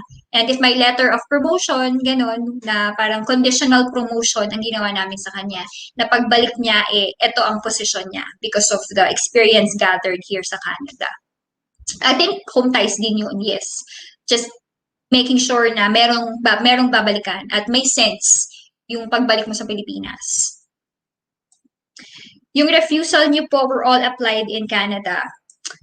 So, first time po, nag-apply kami 5, magkakasamang family. Sa Pilipinas yon. Na-approve ako, rejected sila. Yun. And then, In-apply mo yun. So, in-apply ko yung bunso sa Pilipinas po. Yes. Oo. Actually, kasi kung nasaan yung residency ng tao, so technically parang sa Pilipinas naman lahat eh. 'Di ba? Tama. Oo. Although, ako po yung nag-aayos dito, for example, yung documents, yung forms, fill out, kasi online naman lahat. So, technically, ako yung nag-aayos dito in Canada. But, yung residency nila, where you are located, where you will be filing your papers, lahat po yung PH address. Yun. And, so, Manila visa officers po yung nag-refuse. So, sila po yung nag-refuse sa amin. Yes. And nag-VFS din kami, nag-paper-based din kami for 2 times ata. Dun sa... Alam niyo, may dala kami maleta noon. Puluhan yung mga tao pala agency. Actually, totoo po ito. Maleta talaga. Baggage. Alam mo yung pag magta-travel ka overseas. Ang dami na. Kasi 5 kami, diba? So, ang isang application sa amin ganyan. So, 5 ganito kalaki, binder siya, ganyan. Puro Xerox copy or whatever. Lahat talaga, as in, 300 pages sa akin, 250 sa kanya, sa mga bata, 200. Kasi paulit-ulit eh. Kasi, even if family application kami, the applications are going to be assessed individually pa rin. So, paulit-ulit din yung documents namin. So, lahat, for example, ang LOA ko, 5 copies yon each for them. Marriage certificate, 5 copies for them. Birth certificate, 5 copies for them. Ganyan. So, may dala talaga kami maleta doon. Ang unang tanong sa amin, Mama, agency po kayo. Kaya hindi po mga family application lang po. Grabe. Okay, Michelle Cunanan, follow-up question. Pwede bang mag-open ng account sa GIC but the account sa Pinas under joint account with my husband? Can he open a GIC also? Can he deposit the required amount? Pwede ba mag-open ng account sa GIC but the account sa Pinas under joint account? Paano ba ako Joint mag-open naman ng tayo. GIC? Okay. Opo, joint naman kami. Oo. Yes, joint tayo kasi nga yung bank certificates po namin and bank statements is pares kaming nandun. Yes, oo. Kasi proof of funds, kasi kung sa akin lang yung proof of funds, medyo mahirapan siya sa application niya. Baka ma-deny siya sa financial status if wala sa name niya. Although married naman kami, so parang conjugal naman siya na pera ko is pera naman niya. Pero we didn't want... Pera ko. Pera mo, pera ko. We didn't want to take that. Puti nga, joint nga eh. Yan. So, pero yes po, joint naman yung account namin nung nag-apply din ako ng GIC. Kasi pag nung nag-apply naman po ako ng GIC, meron ka ring form na fill upan from Scotiabank. And, yun, ikaw, ilalagay mo yung specific details mo. Wala naman pong problema, GIC. Can he open? Yes, pwede rin po. Hindi lang mandatory for OWP, pero okay rin naman siya to strengthen the application din, yes. But his own po yun hindi pwedeng magkasama sa inyong GIC, ganyan. Kasi meron pong iba, gusto nilang lahat ng proof of funds nila, 10 plus 4 plus 3 for each dependent, ilagay dun sa GIC nila. As far as I know, nung tinanong ko si Scotiabank, eto lang talaga, 10,000 plus 200 for processing fee ng GIC. Yon. But yes, the husband can open a GIC account. Wala naman pong problema. Yun lang. Same process naman. Okay. Also, can he deposit the required amount in my GIC account? Thanks again. Ako kasi nag-process lahat nun no? Pero with BDO naman po sa kanila, di ko po kasi alam kung kilala na kasi nila kami na talagang mag-asawa kaming joint and lagi kami magkasama pag may gagawin doon. Pero, siguro pwede naman po if merong, ang tawag doon? Authorization letter. Or mahigpit ba ang BDO? Sorry, Miss Michelle, hindi ko po alam kung We find ways na. we find ways. Pero nahirapan talaga kami sa BDO kasi thankful na lang po kami, ang branches namin is very cooperative. Sobrang tumutulong. Pero, Salita ako. hindi, okay naman yung branches natin. Pero sobrang hirap din. Meron po akong alam na iba, hindi sila makapag-open ng GIC kasi restrictions ng bangko, kailangan 2 years ka na sa kanila or kailangan may specific amount ka sa kanila. Hindi pwede yung kakabukas lang ng account mo, hindi ka nila papayagan. Which I don't know why. Bakit po may ganung Yes. Pero yun lang, hindi ko alam kung pwedeng siya yun. Siguro authorization letter, pwede naman siyang magano. Galing dito sa Philippines, paano po magkaroon ng account for GIC? Oh yes, meron po. You have a choice either GIC from Scotiabank or CIBC. Ang experience ko is with Scotiabank. Sobrang dali lang naman po. Meron silang link sa Scotiabank website, GIC, and then yun, sign up ka lang po doon, fill the form. Meron silang mga email sa inyong documents, ganyan, steps. And you just have to be very careful kasi kapag nag-transfer na po kayo ng amount from your bank in the Philippines to GIC dito sa Canada, kailangan eksaktong-eksakto po. Yung name, yung routing number, address, institution number, kahit yung address po kailangan match na match kasi ire-reject daw siya ng system. So meron po akong ibang kakilala na na-reject ng pag-transfer dito kasi iba yung information, mismatch. ang tagal po ng refund process. So, keep that in mind lang po. And make sure po, sabihin doon sa teller talaga, pwede nyo namang i-print yung message ng Scotiabank, bigay nyo mismo sa teller, and then let them know po na as is po yung ilagay nila. Kasi nasabi ko rin yun sa teller na meron siyang gustong ilagay na iba doon sa ano, nasabi niya, ma'am, kasi ganito po kasi talaga lagi yung ginagawa namin. Pero I told her po na follow na lang yung ano, yung kung ano man yung sinabi kung ano mismo po yung nakalagay doon, ganyan. So, thankfully naman, pumasok naman siya. Madali lang din yung processing niya, 2 weeks, tapos na rin, ganyan. Kasi yung wire transfer, may clearing process lang po. So, after namin na-send doon, took them about 3 to 5 business days before sila nag-email ng certificate na GIC. Na yun, print it out, and then isama nyo sa application, yun po yung proof ng GIC nyo. Yun din yung dadalhin nyo sa travel nyo to Canada if mag-ask sa immigration officer. And yun din po yung dadalhin nyo sa bank dito sa Scotia. Kapag you're gonna get your funds na, mag-open na kayo ng bank account sa kanila, kunin nyo na yung 2,000 initial from the GIC. If kasama sa application yung family, sa GIC ba isasama na yung POFD ng mga bata and ng spouse? Hindi po. I did ask this, yung sa principal lang po talaga ang gagawa nila ng GIC. If meron po kayong dependents, you have to open a different GIC for them. Yun po ang basic experience ko. And may mga nakausap din po ako na ganun ang status nila.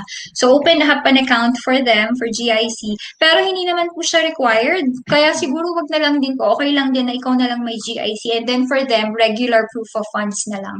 Regular bank statement, bank certificate. Yun, okay naman na yun. Hello po, what is the difference between regular stream and study direct stream? Okay, so this is for visa application for merong eligibility requirements depende kung resident ka of which country. So for example, Philippines, you are eligible to apply for study direct stream. Meron lang specific requirements po to apply for SDS. Ang kinaganda lang ng SDS kasi parang fast track application siya. Within ilang bang days ba? Within 20 ata or 30 days ang promise nila or ang statement nila sa website is ma-approve, ma-process ang visa application nyo. Pero ngayon kasi po with COVID, medyo matagal rin siya. Meron akong mga nakikitang ibang regular application, regular stream na mas mabilis pang na-approve sa SDS. So it's up to you po. Pero ang SDS is may additional requirements para mabilis kang ma-process. So, ang additional requirements po for SDS is kailangan nakapagbayad po kayo ng 1-year tuition. May proof na kayo ng nakapagbayad kayo 1-year tuition. May IELTS exam na po kayo. IELTS academic ba yan? Yes, IELTS academic. Pero may mga nagsasabi na general is accepted din. Pero since study permit application kasi ito much better po na academic. Yes, academic IELTS. And kailangan 6 ang score nyo sa IELTS, overall band score, and each section, as far as I know, kailangan naka 6 po kayo.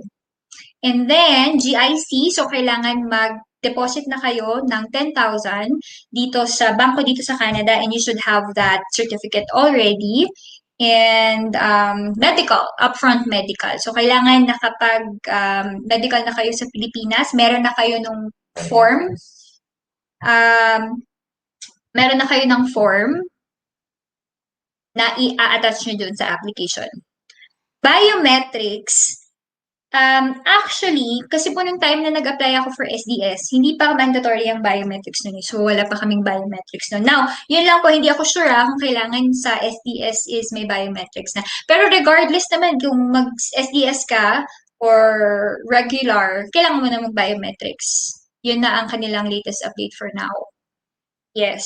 So, ano nga ba ang magiging difference nun? So, SDS, your application can be processed. Hindi siya guaranteed. Can be, it's not a guarantee that it will be processed faster. Pero ang advantage po nito is it strengthens your application, lalo na sa proof of funds mo. You don't need to provide bank statements, bank documents. Alam mo na, hindi mo na kailangan i-prove kung saan mo nakuha yung pera. Basta okay na po yung cost of living nyo. So yun lang, ang benefits niya is faster application possibly, and yun, sa financial documents. But dito po sa SDS yung mga regular requirements po, kailangan pa rin siya. Like yung forms, yung documents, yung passport, LOA, yung mga yan po, parehas pa rin sila. May additional lang for SDS talaga. Okay, Raj Mohammed. Extend my study permit for what? Do you think the business admin certificate would be a better choice? I'm avoiding it because I have bachelor in business admin and work experience. Okay, now, sorry, Raj, extend your study permit, for example, if you are taking up a certificate and then you want to continue on to a diploma. Because if you apply for a certificate, then your visa will just be approved for the duration of your certificate. So 1 year. So if you want to further pursue like a 2-year program, then you would have to apply for an extension for your study permit. But for example, if you applied for a certificate and you want to change your course to just another certificate, then you would not have to extend your study permit if you will be completing the course that you want to switch within the same validity of that study permit. Do you think the business admin cert would be a better choice?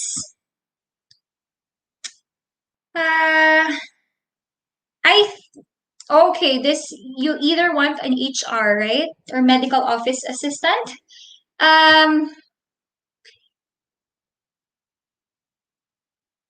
I think, yeah, there's a risk, but again, it depends on how you position yourself. If you can give the impression to the visa officers that it's not really a downgrade of your program, that there is something that's going to come out of you finishing this business administration, even if it's an undergraduate degree versus your master's degree. But of course, yes, because you already have a master's degree in business administration, there, yes, I do agree that there is a chance of refusal if you won't really be able to give them a very good explanation of, Since you're already. yes, bachelor, masters is actually very, yeah.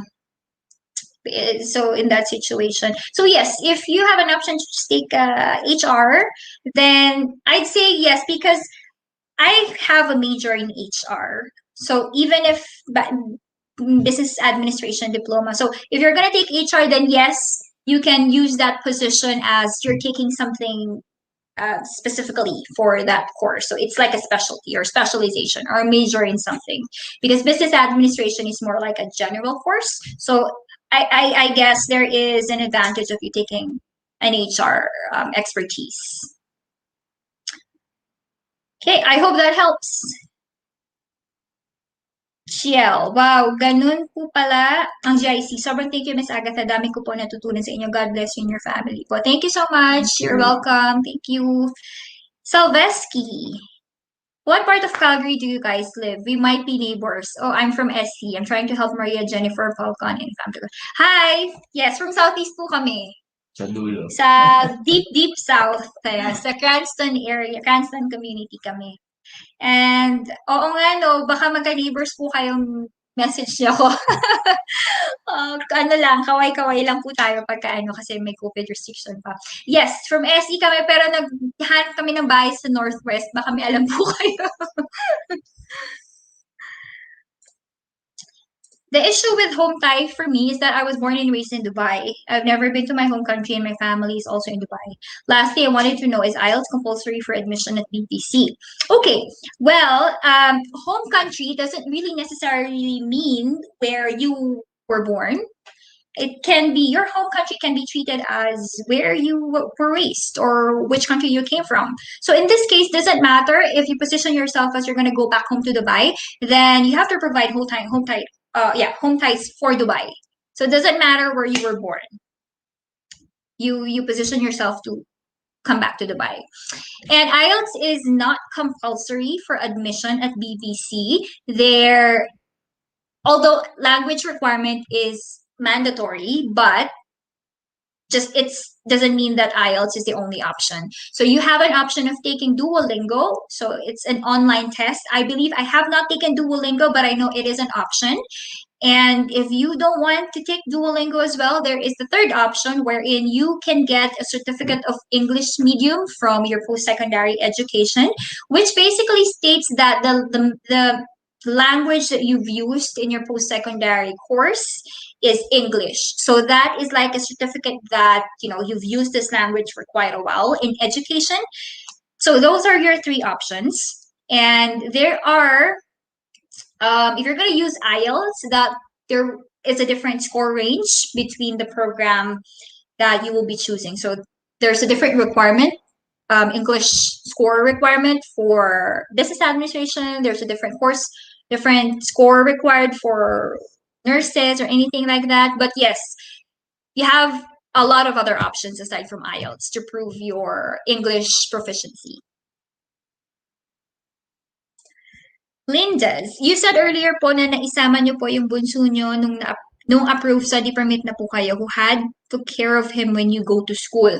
Okay, ito po, meron akong specific vlog about childcare benefit, daycare, ganyan. So, ang nangyari po sa amin is I have a relative here. So, yung family ng auntie ko, first 2 weeks lang siguro. Kasi syempre may trabaho din sila. So, hindi rin naman silang kayang sila yung tumutok. Yun. And they have their own kids din. So, first week or so, medyo nag-adjust kami ng schedule. Tapos 2 weeks lang naman ng klase ko during that time. So, 2 weeks ko lang pinaalaga din sa kanila. Para 2 days lang out of those weeks. Eh, wala pa naman akong work nun. After 1 month pa ako nagka-work. So, medyo maluwag pa yung schedule ko nun. And then, after nun, naghanap na kami ng daycare. So, daycare, I think ito kailangan mo, no, kung nyari na-approve na yung anak niyo po, make sure na before you come to Canada, keep in contact, mag-contact na po kayo ng mga daycare dito kasi punuan po talaga sila. Yung sa akin kasi sa anak ko, naipasok lang din po. Kasi priority rin nila kasi kamag-anak nung child na nasa daycare na. Tsaka part-time lang ang pinasok ko sa anak ko. So parang twice a week lang siya. Part-time lang din siya from 9 to 3, parang ganun. Kasi in-online ko yung isang klase ko. Nag-adjust ako ng schedule. So parang naipasok na nila. Yes. Yun. Pero, before that, nag-email na rin ako sa daycares dito nung nasa Pilipinas pa lang kami. Lahat full. Lahat siya naka-waitlist. Even, kailan nga yun? Mga August or September 2018, nagme-message na po kami ng mga daycare. Siyempre, expected na namin na, hoping na makapunta kami dito sa Canada. So, yun, nag-email na kami sa kanila na pwede bang ipasok yung bata, kumuha na kami ng magkano ang ganito, schedule, ganyan. So, nilista naman nila as waitlist kahit wala pa yung bata dito sa Canada. Okay naman sa kanila.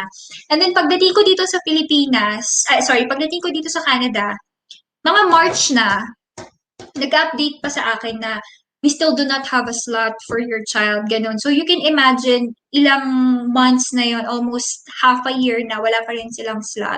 And, yun. So, isa lang rin yun sa considerations. And, although marami pong daycare dito nagkalat rin pong daycare, day home, pero yun nga, yung slots din kailangan yung i-consider. And make connections din po. Maraming day home dito sa Calgary na Pilipino po ang mga may-ari. At mas mo. Yes, oo, mas mura. Pag Kasi day may home, may 2 types of day home po kasi, isang licensed and unlicensed. So, meron po kaming licensed day home dati, 800 ang bayad namin per month. Yes, merong unlicensed day home, which is legal naman po siya oo. Meron lang, kasi kapag licensed ka, meron ka lang certificates na kailangan kunin ata or parang papacheck ka ng bahay or something like that. Pero yung unlicensed, legal naman po siya, although may limit lang. Parang 6 lang pwede at a given time, maximum. Yun. So yun, mura siya. Depende rin po sa kung sino. Range from 500, 400, 500. Depende if part-time or full-time. So yun po, make sure meron na po kayo kasi make sure meron na kayong plan before pa kayo pumunta ng Canada, especially if wala kayong relatives dito. May hihirapan din po kayo, lalo na sa classes. Pero, since ngayon naman COVID, online ang classes, yun, medyo mababawas-bawas ang budget po. Oo, hindi nyo naman po problemahin. Tsaka sarado yung mga daycare niya. Hindi naman lahat, pero meron, oo, sila. So yun, pwede rin take advantage of the online situation na nasa bahay lang kayo and you still have time to prepare kung sakali man na mag-open up na yung schools, mag-in-person classes na at least meron na rin. Let me know if Calgary po kayo, may refer tayo. Day home. Day home, yeah. Pag wala na restrictions. Oo. Hi, Agatha from Gigster. Hi, Agatha, yung application po ba may fee pa rin? Yes po. Same. So, every application po is same. So, kumbaga, for example, sa kanya, per application niya is 150 for the work permit and then meron siyang additional na 155 for the open work permit holder. So, total of 255. So, kung naka-anim kang apply, no? So, every apply po, 250 ng 250 yung bayad. Yes. Biometrics po, one time lang siya. So, $85 if individual siyang mag-biometrics. $85. Period of 10 years na siya. Kaya may binayaran ko. 85. Sa In peso, hindi ko alam. Basta 85 Canadian dollars siya dito. So, yun naman, for 10 years na siya. So, hindi mo na kailangang ulit-ulitin lang. Ang extra expenses lang po, kung mag-re-apply kayo, aside from visa fees, sa fees online, yung visa fees mismo, and then kung gagamit kayo ng VFS sa Manila, paper-based application, meron po silang sariling fees din doon. So, every apply nyo sa kanila, meron din kayong babayarang additional sa kanila. Ang kailangan nyo lang siguro i-consider na ibang fees is medical. Yun. Kasi medical validity po is 12 months lang from the time na ginawa nyo yun. And then, kung mag-re-apply kayo, kung valid pa siya, pwede nyo isama. But if not valid, and then you want to go with upfront, yun, may extra cost din yun. Or for example, expired na, nag-submit kayong regular, they request for another medical, then yun, may payment rin po. IELTS, for example, if you need it for SDS, then nag-expire na. Upon reapplication, bayad ulit kayo for IELTS kasi kailangan nyo yung test report form. Yun lang naman, no, yung mga extra expenses. Costly lang siya talaga kasi every refusal talagang ano eh. Tapos, sometimes, visa officers, merong mga babait na visa officers na they reach out to the client, to the applicant. Meron silang kulang na documents. Meron akong nakitang ibang cases noon. And then they ask for it. And then, merong 30 days, for example, na gawin ito, isubmit ito. Pero, sa amin po, walang ganun. Refusal po talaga siya agad. Even if, for example, yung isa niya, kulang daw kami ng isang document. Pero nandun naman siya ha. So, there's no way for them to, to reach out or, kasi kung yun na lang ang kulang, hindi kami binigyan ng chance ng officer na gano'n. Bayad siya ulit. Yes. And also, kunyari may nakalimutan po kayo sa visa application nyo, tapos gusto nyong ihabol, hindi rin po siya pwede. You can try, merong web form, pwede nyong subukan, mag-send ng documents or send ng email or explain something like that. Pero in our experience, hindi na. Tsaka may note din po sa online na whatever you submit, that will be the basis of your application. So, wala na kayong pwedeng palitan or idagdag, ganyan. Depende na siya siguro sa visa officer. Hello po. Hi, the frustrated itinerant. Boost na po yung English ko, sorry. I would like to ask if you have met someone, a Filipino there who applied for student visa from Japan. Thank you. Sorry, wala po. No. We have not met anyone who have applied coming in from Japan. Sorry. Yes. Mostly Middle East, Philippines, Asian countries, but not Japan. Singapore. China. Yeah. China. No. But I did have Japanese classmates. Not really my classmates, but I see them around. Yeah. But there will definitely be from Japan. There are a couple of Facebook groups if you want to check it out. Pinoy Canada Student Visa, Pinoy Canada Student Pathway, Canada DIY OFW. For sure, yes, for sure there will be someone from Japan there. Yes. And you can also try checking colleges here. Like for Bow Valley College, there's Bow Valley College Pinoy group. I would assume there's some groups for state as well. So you can try to connect with them too. I'll let you know if I meet someone who processed their papers from Japan. Benefit of single student over married. Benefit of single student over married. I don't really see a lot. Probably you're gonna save expenses because you're single. Because if you are carrying your husband with you or you're dependent with you, you have to show extra proof of funds. Yes, cost of living for that person. But I don't really see any benefit of being single over married. Because if you come to think of it as well, if you're single, it you may have a problem with home ties as well. Versus if you are married, for example, and you're applying on your own, your husband back home can be part of your home ties, right? Depends. Yeah. I don't know, but benefit of single. I can answer you benefit of single versus married relationship. not entirely being a student, but but I guess there's more Stay benefit. single. Oh, just kidding. Owing kita. Benefit of single student over married. I guess there's more benefits having your partner with you here because they can help you out with the budget because they will be able to work full time. If you also have kids, then like our situation right now, we don't really require daycare because we were able to come up with a situation that we just have to. We're on shifting schedule. So I work during the day, he works during the night, so we don't have expenses for daycare anymore. Yes. Yeah. I hope that helps, but I don't really see any specific benefit being single student over married. Yeah. Yeah, vice versa. But if you can let me know specific concern, then we might probably check it out. Watching from Jamaica. Wow. Hi, Lausanne. Hello to everybody in Jamaica. I have lots of Jamaican classmates also. Yeah, they're very, very nice people. Very helpful. Thank you so much for explaining your letter of explanation in detail. It assisted me greatly in writing mine. Thank you. Thank you. I hope you get approved in your application. If you have any questions, you can just reach out to me. And yeah, I do check out some statement of purpose of others as well. So if you want to have me check it out for you, you can send it over to me. I just cannot promise you that I can get back to you right away because I would have to find time for that. Okay. Ganun po ba? Sige po.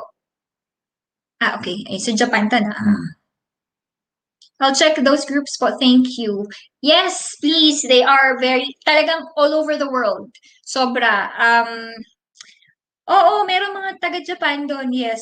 Pero yung iba kasi, they do process. Ang residency nila, ginagawa na rin nilang Philippines. Kasi merong mga OFWs, for example, gano'n, na medyo minsan nagiging refusal risk. Lalo na sa Middle East, marami akong nakitang ganun eh. So they change their residency. File nila sila sa Philippine Visa Office. Yon. But meron akong mga groups na i-recommend pa na sobrang helpful.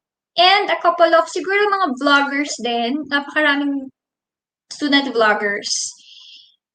Cranston. Wow, yayaman. Rent lang. Rent lang po kami, pero totoo, mahal ng rent dito ha. Cranston, wow, yayamanin. Did you pay your 1-year tuition fee right away? If you did, what did you present to the embassy? Just a receipt from school. Yes, I did apply under the SDS, so it's a requirement for me to pay my tuition 1 year full. So I included a receipt. Yeah, just a receipt should be fine as proof. And of course, that's aside from my LOA, my letter of admission, letter of admission from school, letter of acceptance, courses that I have scheduled because I was able to schedule my courses in advance before I actually submitted my application. So I gave them my schedule for that semester, the courses that I was registered in, and tuition fee, you have to give them as well the tuition fee breakdown so that they can see that what you've paid for is actually according to what the 1-year tuition fee is. Yes. So yes, Bow Valley College issued me a receipt just a couple of days after I paid my full tuition. Ontario has decided to ban international students for now. Will Alberta follow suit too? I hope not. For now, it's just Ontario who has that direction. I hope not, but I don't think it's impossible because given the situation right now, yes, it's getting worse. We are in the third wave right now, and I think there's a probability right now, but that's very extreme. I mean, I don't think it's gonna happen, but there's a possibility depending on how COVID situation progresses. But definitely, it's getting worse and worse over time. Yeah. So, Original documents po ba ang sinasubmit sa VO? Ano ba yung mga... Actually, meron pong ni-require sa amin na original documents ang isubmit. Marriage certificate, yes. Original sinabit natin. No? Birth certificate. Ano, so copy? Kasi ni-require siya sa amin ng agency eh. So, hindi ko alam kung kailangan ba talaga siya. Paper-based po kami nag-apply nun. So, pinigyan rin namin yung original NBI clearance. Original po talaga, paper-based. Kailangan i-provide nyo yung... Hindi po yung personal copy, ah. Di ba dalawa yung copy ng NBI clearance natin? Meron yung personal. May personal and yung isa na walang stamp ng personal copy. So, binigay namin yung original NBI, original marriage certificate. So, dalawa kami, kasi separate application kami nun. Birth certificate, original din po binigay namin, and within 12 months. Yun kasi sabi ng agency na kailangan recent lang din yung documents na yun, yung birth certificate requested within 12 months. Kasi merong palang date doon sa ilalim ng NSO ng birth certificate. Makikita kung kailan siya kinuha. Yun lang naman. And LOA, yun lang po ang ano namin, ang original documents. Others photocopies, wala naman problema. Except I think yung house and lot, properties, ganyan. Hindi na original na, certified true copy. Yun. Certified true copy po ang binigay namin. Although, hindi naman siya required, pero since paper-based naman, nagbigay na lang din kami since may copy rin naman kami ng certified, ano niya. Yun. Yun lang naman po. The rest, yung LOA ko, printed lang siya from online. Printed lang siya online. Yung mga sponsor letters namin from sponsors namin, ano lang din siya, scanned copy, printed, ganun. So, wala po silang sinend na original. Meron ba nag-send sa atin ng original? Scan lang. Scanned lang. Pero may naalala kong, yung pero hindi naman po siya required. So, yung mga, di ba nagpadala sila ng ano? Kasi hindi ma-scan. O, parang hindi ano, or choice na lang kasi. Yun. Yes, kasi nag-second apply naman tayo, di ba? So yun, yung mga documents from sponsors, mga, doesn't matter naman kasi yung approval ng iba sa amin na after a while is mga scan copies na lang naman lahat. So hindi naman siya ano. And land title, ORCR original po ba? Certified true copy po ang binigay namin. Pati ba yung ORCR? Certified true copy tayo, mahaba. Normally naman sa mga LTO, meron na dun 3 copies, di ba? May notary na dun eh. Sila rin gumagawa ng, di ba? Certified. So, parang 150 yata. So, yun. Hindi po namin nagay original kasi mahirap makakuha. Original ng ORCR. So, yun lang. Oo. Tsaka, title. Mahirap kumuha ng original, diba? Makakakuha ka ba ulit ng original if, for example, bigay mo siya? No po. Certified true copy is fine. Yun. Then, yung succeeding nga po namin, mga photocopy na lang ng certified true copy. Pero wala namang problema, yes. NBI clearance lang as far as I know ang kailangang original. Based doon sa documents ng agency namin before. So, yun lang din sinunod namin. Yes. Pero, alam nyo kasi, there's an option to apply online. So, I would recommend applying online na lang po. Kasi, scan na lahat. Yes, scan lang lahat. You don't need to actually have the original documents with you. Tsaka mas madali siyang i-organize, I guess.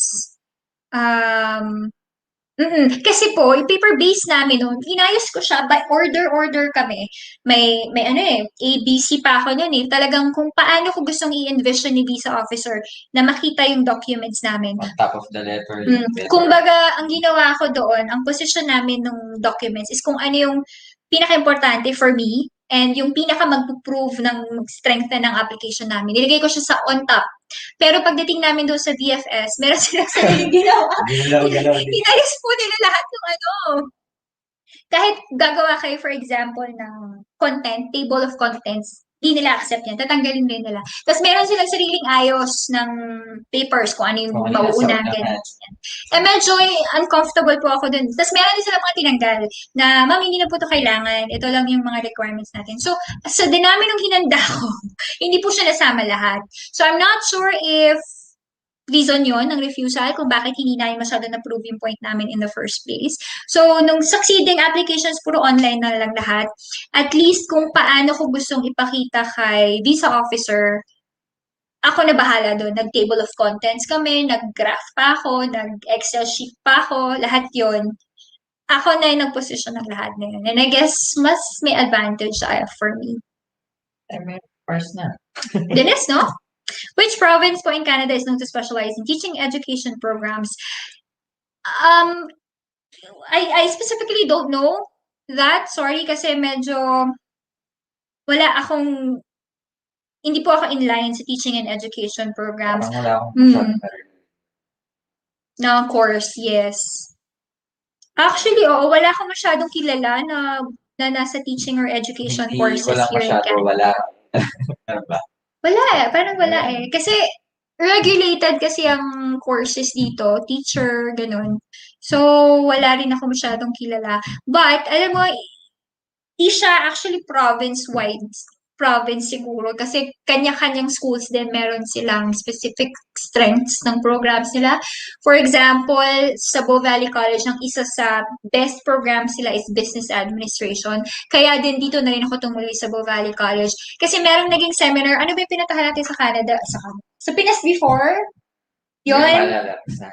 Merong mga seminars or from the government of Canada mismo yun ha. Merong mga programs doon, representatives from different schools doon, na nandun lahat yung representative nila, same time, same place, ganyan. So, kumuha ako ng brochure from each of them, yes. And then, meron din isang buong book ng Government of Canada ng education, colleges, university. So, ang ginawa ko yun, tinignan ko lahat yung programs, kung sino sa kanila, dito sa Alberta, ang merong strength ng business administration. Yun. So, meron ba tayong copy nun? Wala nang copy nun. Pero I guess hindi naman siya, alam mo yung mas magaling ba ang Ontario sa teaching education programs? I don't think so. I guess it's more dependent on the college or the university itself, yes. But if you want to, just that in general, pwede mo siyang i-search in Canada, best universities or schools in Canada. Parang, dito sa Alberta, alam ko University of Calgary, and University of Alberta ang nasa top. And they're also ranked worldwide, ganun. So, doon ko rin siya probably binis top schools in Yes. Maria Jennifer Falcon, thank you so much. Welcome po. I hope may naitulong kami kahit pa paano. Yun. So, ano na tayo, no? Actually, mayroong mga nagtanong sa akin. So, anyway, 1 hour and 55 minutes. So, let's wait for siguro mga 5 minutes, no? If we have other questions. Sure. Eto, wait. Providers eh. Hindi naman best. Oo, yan. So, wala siya. Thank you po sa insights. You're welcome. And if I have time, I will try to research on that. Tingnan ko kung meron ako mga kilala. But definitely, it's gonna help if you post that doon sa mga groups. Kasi actually, lahat ng tanong ko so far about courses, programs, or visa applications, laging merong talaga makakasagot. So, napaka-helpful din. Kaya hindi na rin kami nag-agency noon. DIY na lang. Kasi sobrang helpful na rin ng mga support groups. Parang all the information that you would require, andun na. Tsaka andun din kasi yung mga tao ng, who've been in the same situation before, who has that experience. Kahit yung mga refusals, sila na yung magbibigay sa'yo ng tips kung paano nila na-fight yung refusal, paano sila na-approve ngayon. Tipid pa. Yan. Tipid pa. Pero matrabaho lang talaga. Yes. Kasi you're doing your own application by yourself. So, lahat ng research kailangan ikaw, wala kang ibang sasandalan kundi sarili mo lang. Yun lang ang sigurong disadvantage if you have an agent, if you're processing your application by yourself versus an agency. Yay! Hintay natin 5 minutes. Ano to?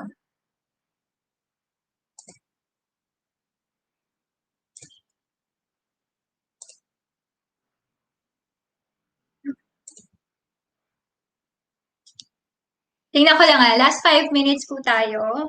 But thank you so much po sa mga jumoin sa atin today. I hope we have answered your questions. I hope nakatulong po sa application nyo. I hope we have given vital information kung ano man yung questions nyo. If you have any more questions, just let us know. And meron lang akong couple of questions na i-add kasi alam ko dapat nandito sila ngayon. So, hindi ko alam kung naitanong na ba nila or not yet.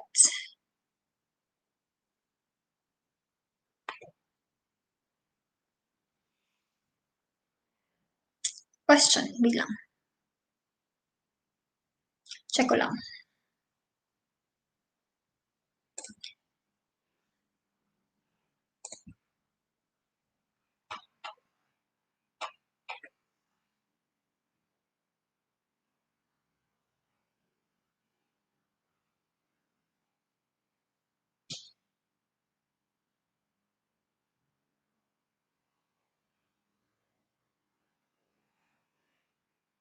Punta tayo sa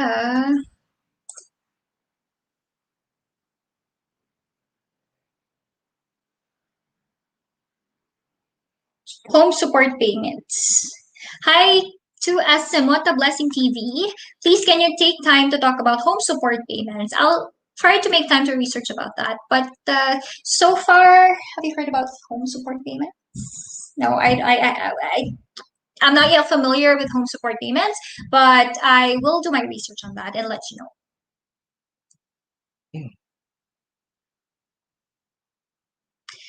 From Lemlem Brand, I was rejected based on personal assets. How can I fix that as a student?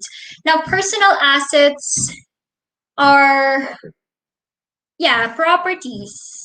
You can acquire properties like what we've mentioned, if it's possible for you to transfer ownership of a house or if you're able to acquire that. Easiest one is car transfership. Yes. No, it's not easy. Yeah. Or buying a car, a second-hand car is also that. Yes. Personal assets. So personal assets are things, the value owned by an individual or a household. So common examples are cash. So this can also be your proof of funds. Just make sure that you have enough assets or cash. For a principal student, you need 10,000 for your cost of living. Yeah. Yes. And the tuition fee, of course, you have to, if you can pay for your tuition, then that's gonna reduce these officers' assumptions that you're not able to take care of yourself, you're not able to pay your tuition off there. So checking, savings account, deposit certificates like GIC, and money market accounts. Actually, I have a couple. I think I've dealt with some that they do have time deposits. They've used that as well. Money market accounts, like any investment that they do have, they also do that. Yeah. Homes, lands, other buildings, businesses, so possibly real estate, definitely. There. Let's do last 2 questions. Is co-op work paid for 2-year diploma in business administration at BBC College? Yes. Co-op is like an internship, but it's already paid. yeah, it's just like a regular employment for you, but you're gaining experience. You're like on the job training, but it's paid. Yes. The only difference with co-op is that you have fees to pay. I believe there is $150 and $450 that you have to pay. So like a total estimate of around 600 before you actually get into a co-op program, because there's 150 that you have to pay to take a specific course, employment preparation course, and then you have to pay 450 the last I checked for something else. So for processing of co-op or something. But yes, it's paid because co-op term is like one full semester and you'll be working full time and you are creating connections with different employers. Co-op is good. I would have taken it if I had the chance before, if I didn't really have an employer. But it's good because most of students that I know that took their co-op, they have been absorbed by the company. And these are Bow Valley College have partnerships with great companies in the industry. So please take advantage of that. Yes. I'm not good in speaking English and not confident in speaking in a lot of people. Is there a full support for people like me? I think I replied to you, Sheila Marie Austria, but this is also for others that might be in the same situation. You really do not need to be very expert or very native or very, very proficient. Perfect. Yeah. Yes, because they're not really.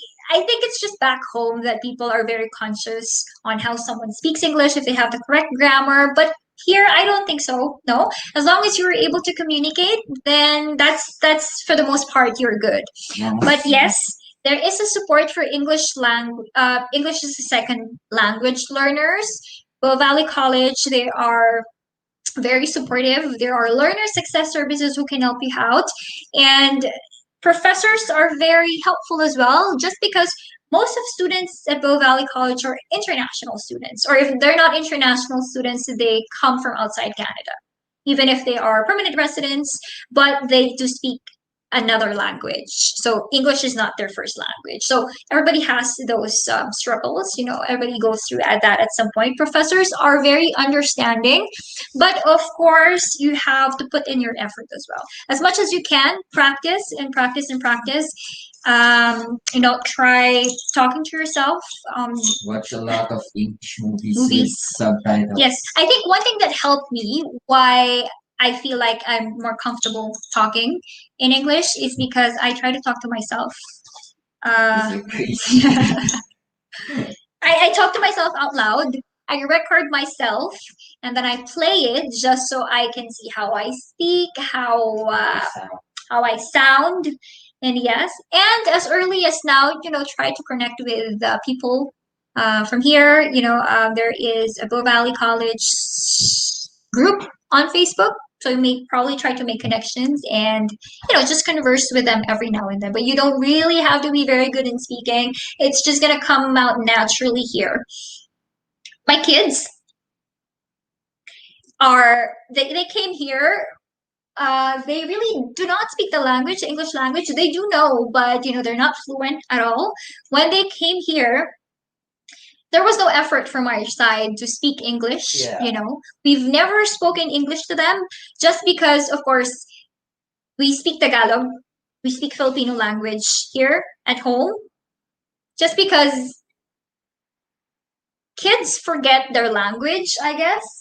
With our kids right now, nobody of them speaks Tagalog anymore. Even if, we speak Tagalog all the time, we don't know why. But for some reasons, they cannot speak Filipino anymore.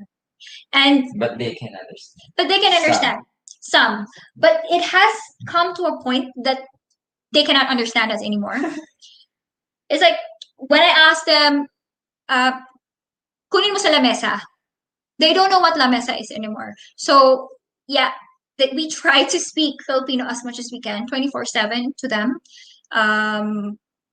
But I don't know, it's gonna come out naturally. Yes, and this is them not speaking to someone 24/7 in English. This is just them having online classes for a couple of hours per day, and talking to friends over Zoom meetings, Microsoft Teams meeting. But in just a couple of weeks, months, they I don't know. They speak very well and they do have the accent already. Just comes out naturally. So you don't have to worry. Even if you come here, that's okay. That's not really going to be a basis of, except for business communication. There is a course in Bow Valley College, business communication, where grammar and the English language is a little bit graded.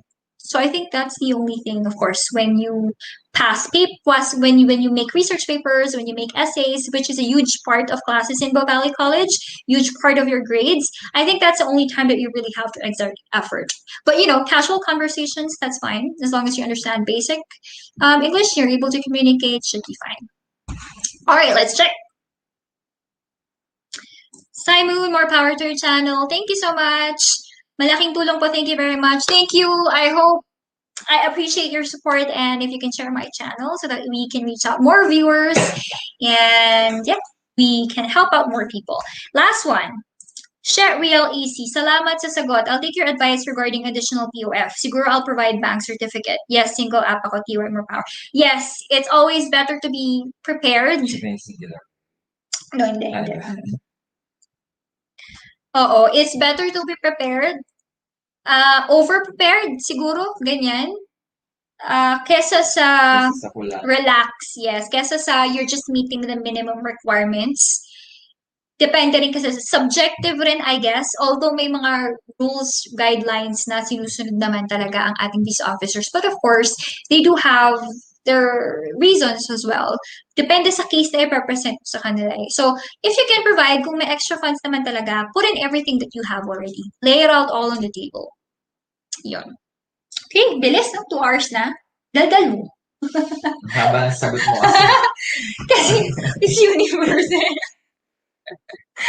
Okay, anyway. I believe. Thank you. Anyway, thank you guys. Thank you for watching. And if you have any questions, just leave them down here. Although, kahit hindi ko masagot ng agad-agad, I'll get back to you. Yes, either we do a live again or I reply to your comments. Natatagalan lang minsan. Or I do have Facebook pages all about Agatha, all about Canada. My Facebook page, Agatha Lopez. Kung saan man po doon, just get in touch with me. Iyan lang. More power, Agatha. Thanks talaga, laking help sa aming mga mag-lodge pa lang. Michelle Salveski, thank you so much. It's 10 p.m. here. So thank you. It's a good night, good evening for us. And sa Pinas, noon na, no? So enjoy your Sunday, enjoy your weekend, guys. Thank you. Bye.